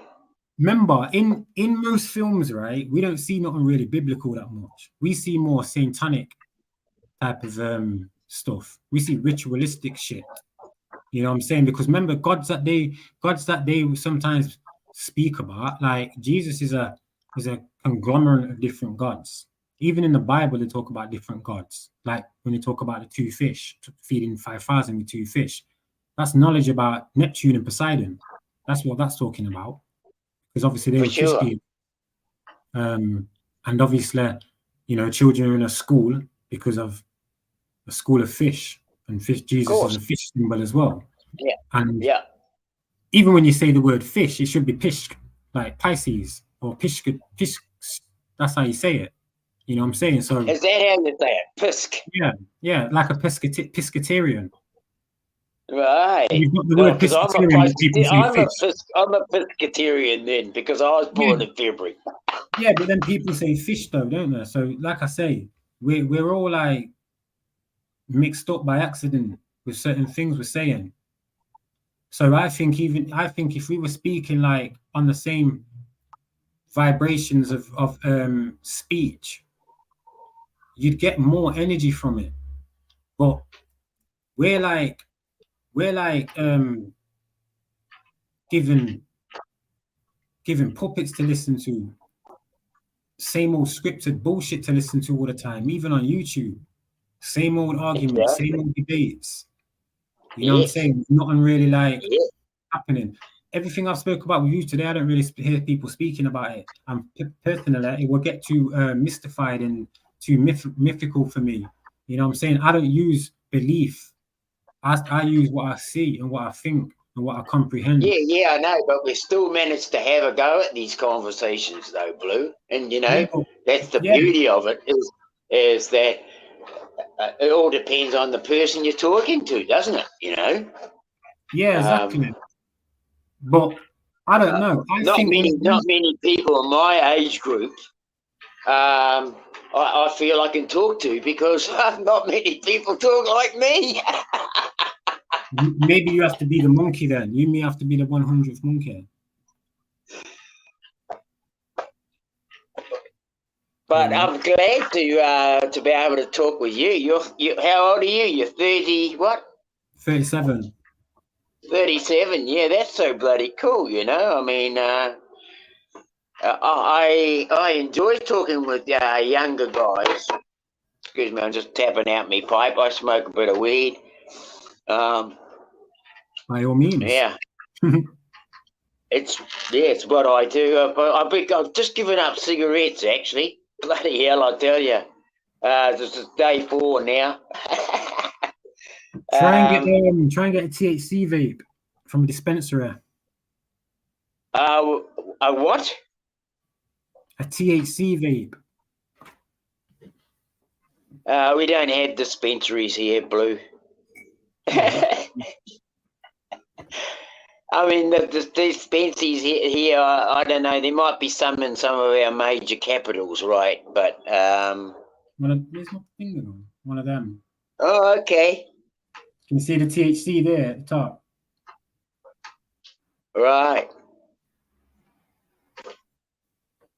Never seen one of those. Never seen one. I don't think we buy them here in New Zealand. Ain't you in the Commonwealth? Yeah, we're in the Commonwealth, I guess. I mean, we still look to the Queen, even though they say we don't. Yeah. I know. Well, the King now, of course, the King. Yeah, but how can he be Charles III when he was already Charles III? And he ain't from that bloodline of that Charles III because they're from a Stuart family. Stuarts. And they were related to the like King Louis the Sixth. Okay, yeah. I mean, I have looked into a little bit of it. King and Queen, they're the royal families and the royal bloodlines. Yeah. Fake people, man. I don't give none of them no time. No, none. The way I see it, I can't even trust the New Zealand history that much, Blue. No, you shouldn't. It's terrible. I know when I first started looking into, like the Moriori in New Zealand. Have you heard of the Moriori? Yeah, man. You know that hacker? You know the hacker that they do? Yeah, no, that's a Maori. Okay, now hang on. I'll break it down for you, bro. No, I know. Maori. Go on, break it down, please. The Maori are the New Zealand, what they call the native people here that do the haka, right? And that's probably what you'd recognise them as. But New Zealand's all right then. New Zealand. Jonah Lomu, yeah. Jonah Lomu was he's an indigenous New Zealander. That's who I see as New Zealanders.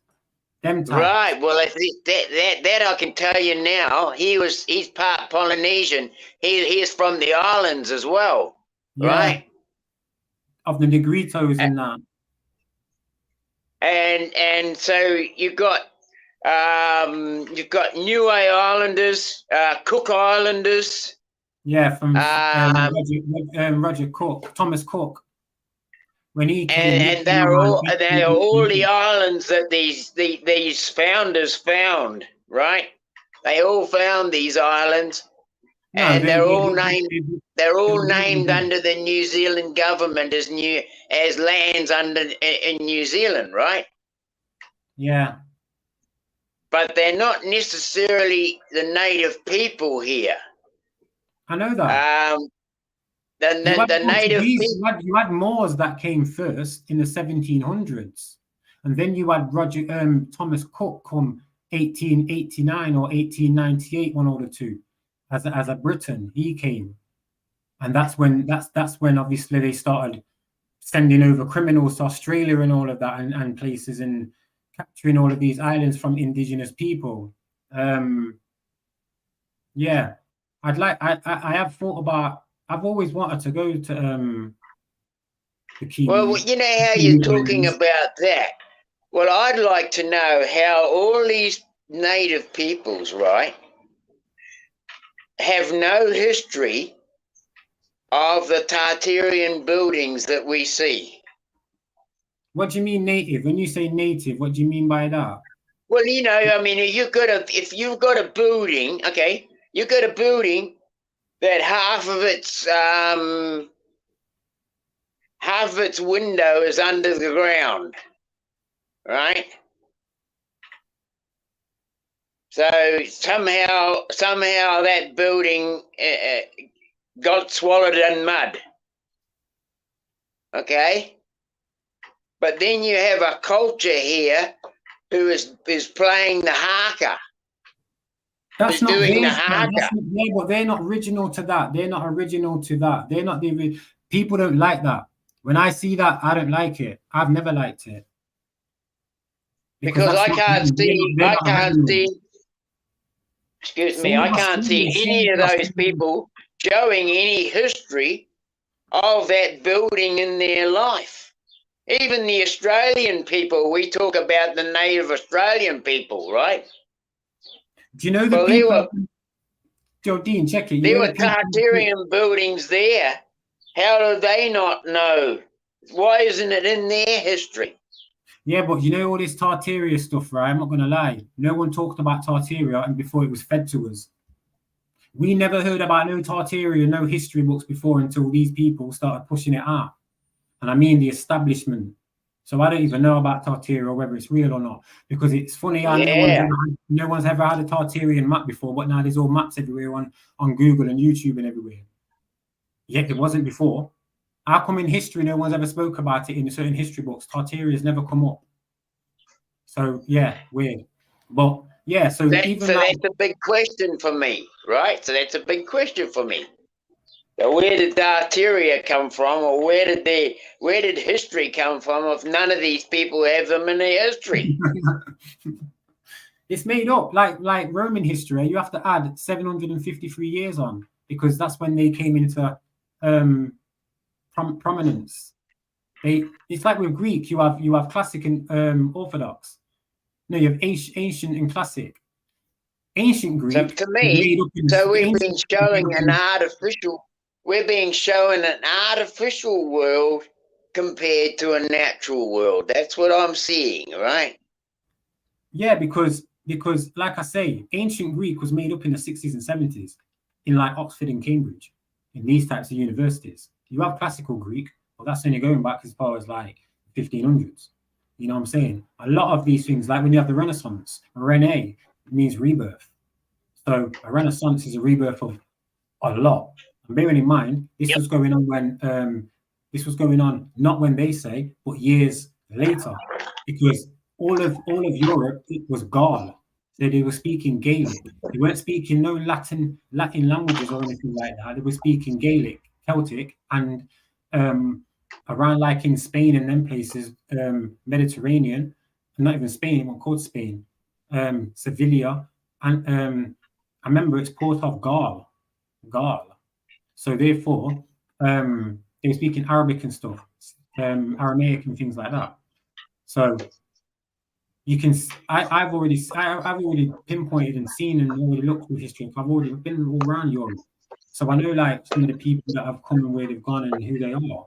You know what I'm saying? And like people in charge are what were called the Bretons, which are now called the Britons, because the red, white, and blue is in America, is in France, and is in Great Britain. And the people that run it since like the late 1800s are not the original people, because the original people were of darker skin and my complexion.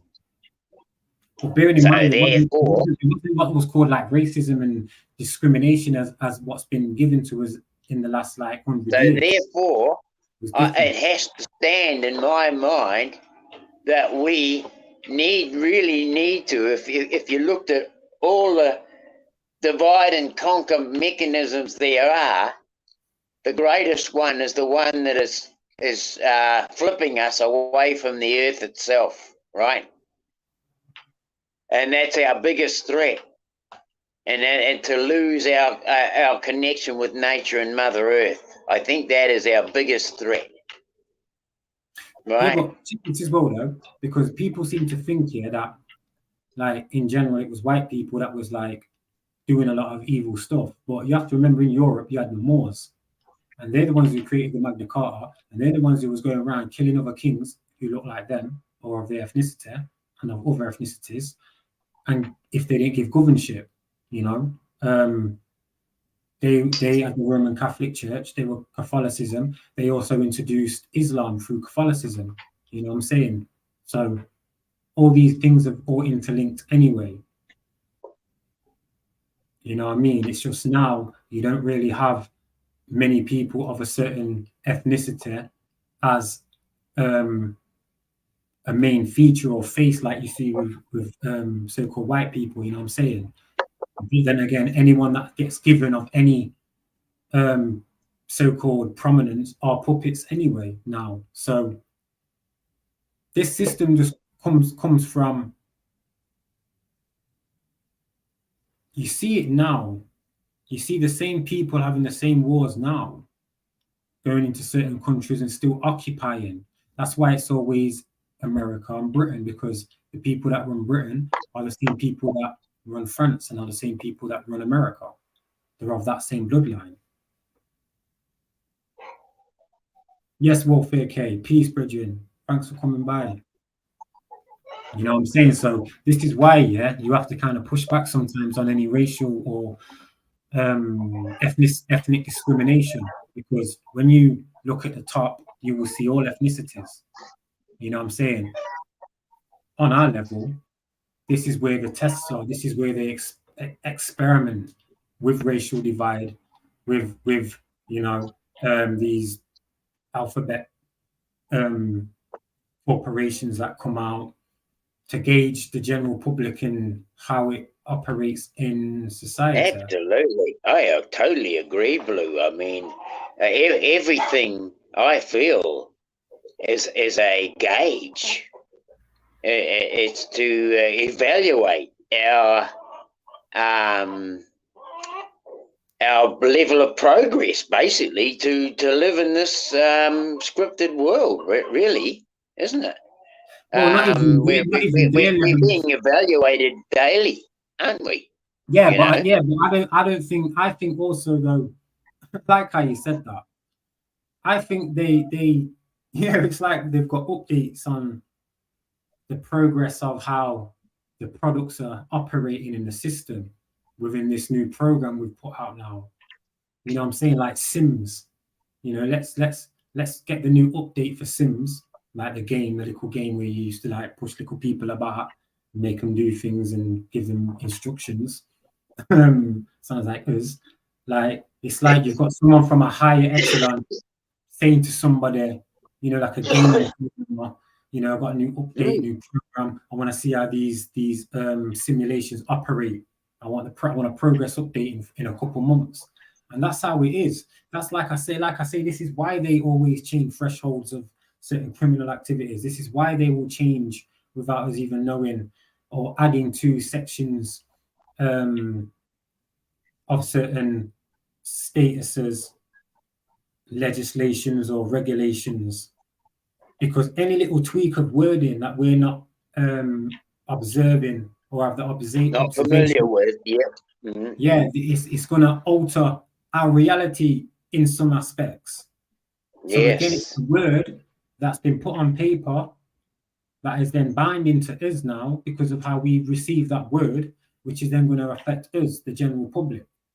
So they do these things all the time, these little offsets and resets, just to see how it, again, to gauge how it works in the general public, you know what I mean?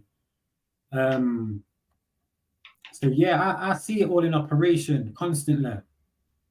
You know what I'm saying? So I'm glad you do as well, because again, we need to put this out and make people aware all the time.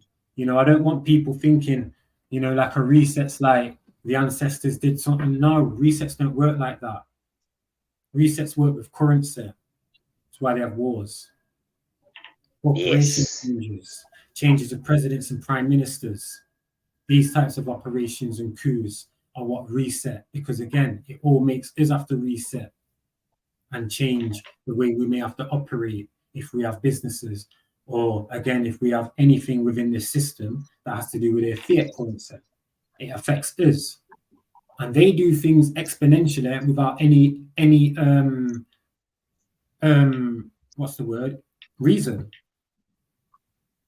Things are going up exponentially for no reason. For what reason? Yet you're going to go and give other countries millions and millions, tens of millions for what? A fake war? No. Just so you can try and push up that country and elevate it. Sympathy vote from everybody. Like people don't see the script there. It's mad. You know, so again, there's so many different types of operations going on. I don't try and make all of them affect me.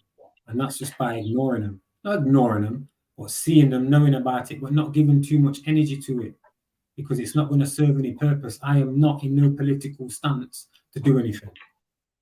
I can only and that's exactly how you've got to look at it too, Blue, because if you get embroiled into it, if you get emboldened to the point where you are, it takes over your thinking, then you're enlisted.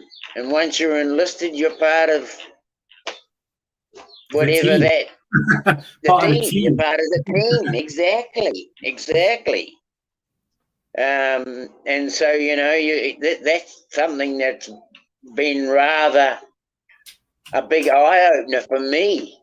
And out of all this is how much we allow ourselves to be enlisted into and to become a team member of, right?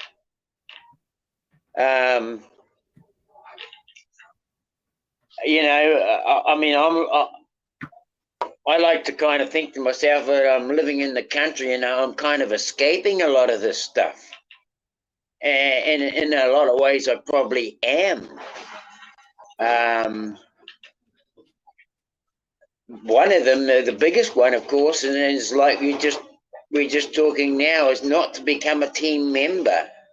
And one of those is especially not to get caught up in your mind with it, so that it becomes part of your thinking. If you're constantly giving thoughts to any particular thing during the day, usually it's because it's got some bountiful meaning in your life, right? I mean, if you're having a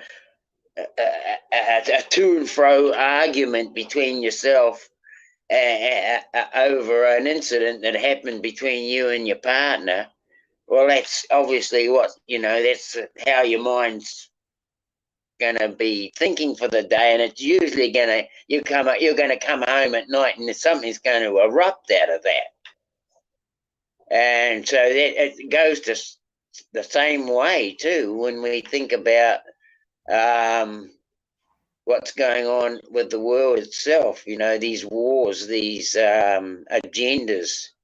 Well, it's mind manipulation and emotional. And so, what are we giving power to? Isn't it? You know, what are we giving? You have to remember, right? But check this though, Phil. This is where you have to remember. Their power comes from us, from our observations, our clicks, our likes, our views. You know what I'm saying? That's where it comes from. So again, this is why with the introduction of social media in the last 10 years, we know everything. They push everything in, like they give us too much to where I don't need to know a lot of these things. And this is how we give them power. You know what I'm saying? By looking at these things, giving energy to it. You know what I'm saying? So again, they had TV before. It was harder then, but they were still pushing something, you know, through radio as well. Now, you know, with all this social media for the last 15 years or a bit longer, it's been easier for all this unnecessary earache and confusion and distortion to seep through into everyday life. And as well, it goes back to my old point. It disturbs the mental, physical, and emotional health, which obviously is a true richness and wealth in what you have to be and have to be able to operate to maximum and optimum usage. And in all of their attempts, you know, they're succeeding, but then we can see that they're also not, because of how we talk and others talk. You know what I'm saying? So yeah, me personally, I always go back to saying that, well, for me, I like to be as physical, in as physical shape as possible. so I can stand straight. I need my emotional well-being to be balanced. And also I need my mental health to be straight. Then I can operate in a way which is functionable for my liking, you know what I'm saying? Anytime I don't feel like that, I get a little depressed and have to snap myself out of it. But I can't stay long because obviously I've got my little boy who lives with me. So again, it's all about I understand. Yeah.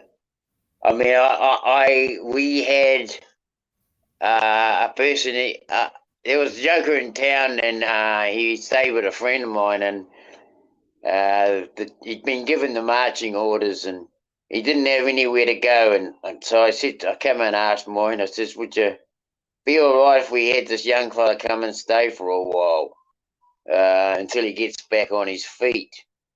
And, you know, I mean, I like to be able to help people out, but, you know, after a few weeks, he's because he's a young fella, he does all these young fella stuff, you know. He's got young fella mates, and young fella mates, they might turn up in the bloody 2 or 3 o'clock in the bloody morning, you know, and and do a couple of wheelies, you know, and it's all fun and games, but it's not, you know, not the same for me because you know, we've got a different lifestyle going on. So you know, that kind of interfered with my space a little bit, that part. But you know, yeah, but don't go. Do you know me? I don't go searching for things that. Naga, peace, brethren, respect. Gentoo gone, peace. so what I'm saying here, though, Blue, is that, you know, like I gave a bloody joker a bit of an opportunity to get on his feet, and it only took about a couple of bloody months, and he wore out his welcome, you know, because you know, you could tell him 100 times, you know, when you come home at night at 2 o'clock in the morning, just try and keep the noise down. You know, we are sleeping, you know, but it just went in one ear and out the other, you know. Maybe you need to be more firm. It got to the point where I had to say, look, bro, I'm afraid you're just going to have to move on, bro. It's just not working out, you know. Yeah, but more time as well, I will say, don't even put yourself in unnecessary danger, and 2, in unnecessary like angst or drama or anything. Like, of course, and that's what I'm talking about. That's why I brought it up. Because I did start to get angst about it, you know. And I thought to myself, all I wanted to do was do him a favour. And I know, even sometimes, Odin, people don't need favours. Like sometimes hang on a minute. He did need a favour. He did bloody need a favour. And even though it got to the point where I told him to move on, he still shook my hand and he says, yo, you can be a hard old bastard, but I still respect you, you know? And so for me, good came out of this for both of us, right? Good came out of it for both of us. Yeah, so it was an experience, and I've done that before, where maybe I've gone with the wrong woman just because she looked nice. I mean, maybe I have. I'm lying for, you know what I mean? And just gone for the aesthetics and how she looks. And it was just like the worst idea, because it's like I was just stalked. You know what I mean? It's like, why did I bring this into my life? Just from the fact that she looked nice. You know what I mean? When normally I'm dead like inquisitive first.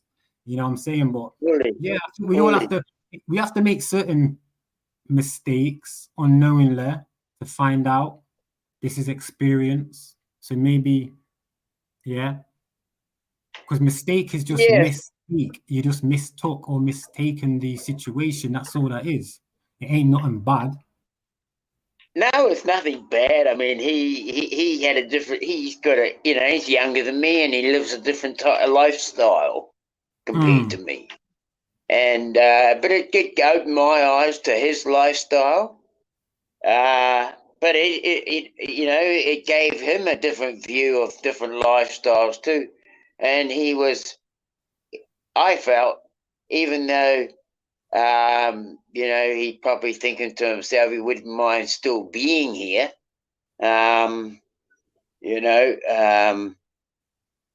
He's probably thinking to himself that there's a lot more options in life than he had before, because he was kind of getting to the point where he's very closed off.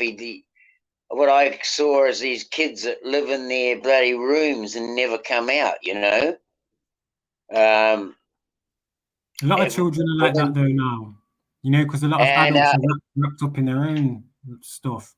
But I got him out of his bloody thing. I said, okay, you can't sit in there all bloody day. You're coming with me. We went and got firewood. We went and did, he coming with me. I'll take him for a bloody walk. We go for a 3-hour walk somewhere. He says, man, you're bloody fit for an old bugger.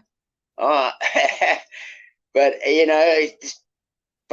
just to me, I'm like always looking out for giving people a different scope to see life through different eyes, Yeah. And I think that's what we need to be able to do, just put ourselves out there now and again and show that there is another way of doing things. Yeah.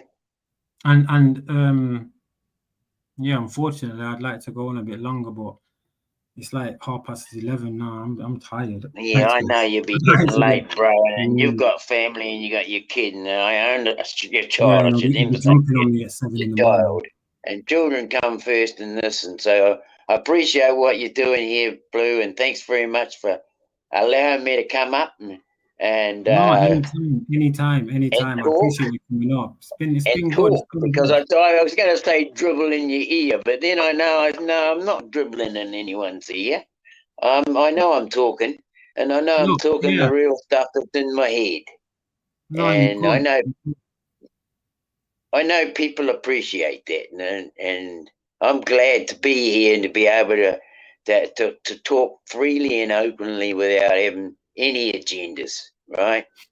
Look, obviously me and London Man are from UK, just from different parts, but the fact you've been over there on his channel a lot, I'm not gonna stop you from coming on mine. You know what I mean? And I'll treat you with this. I've observed how you treated over there, so I'll treat you with the same respect. It's only right, you know what I'm saying? So, thank you very much. Yeah. Come here anytime I go live. Come when you want. And to be fair, I don't really go live hardly, but I've had a steady like 4, 5, 6, 7 people. So it's not like you haven't been uninterested. You've been interesting. You're 69 years old. So next time you come up, I'll probably question you on other things from when you was 20 years old. And I mean, I love that. This is what if you want to, I feel like I'm in that age bracket where I can talk about things that other people probably haven't heard much of. And you are of that age group, and like I say, because you're in a different country as well, which has got a wealth of history, I will probably, like, next time I go live, ask you if about I'm in the chat and you see me in the chat and you say, hey, I'd like to have a word with you right now, if you'd like to come up, I've got a few questions, then we'll go from there, Blue. Yeah all right, big man, no doubt. I appreciate you coming up anyway, and awesome. Keep off them cigarettes. You're doing well, you know what I'm saying? And day 4, cold turkey, bro, cold turkey. just stick to that that Mary Jane. Yeah, bloody oath. And much love to all your people in the chat there. I know lots of people know me, and we're already good friends. So have a great day, everyone, or great evening, great night, wherever you are. And onwards and upwards. It's all about us. It's all about what we do, right? That makes a difference. That's for sure. Peace out. Peace, Dean.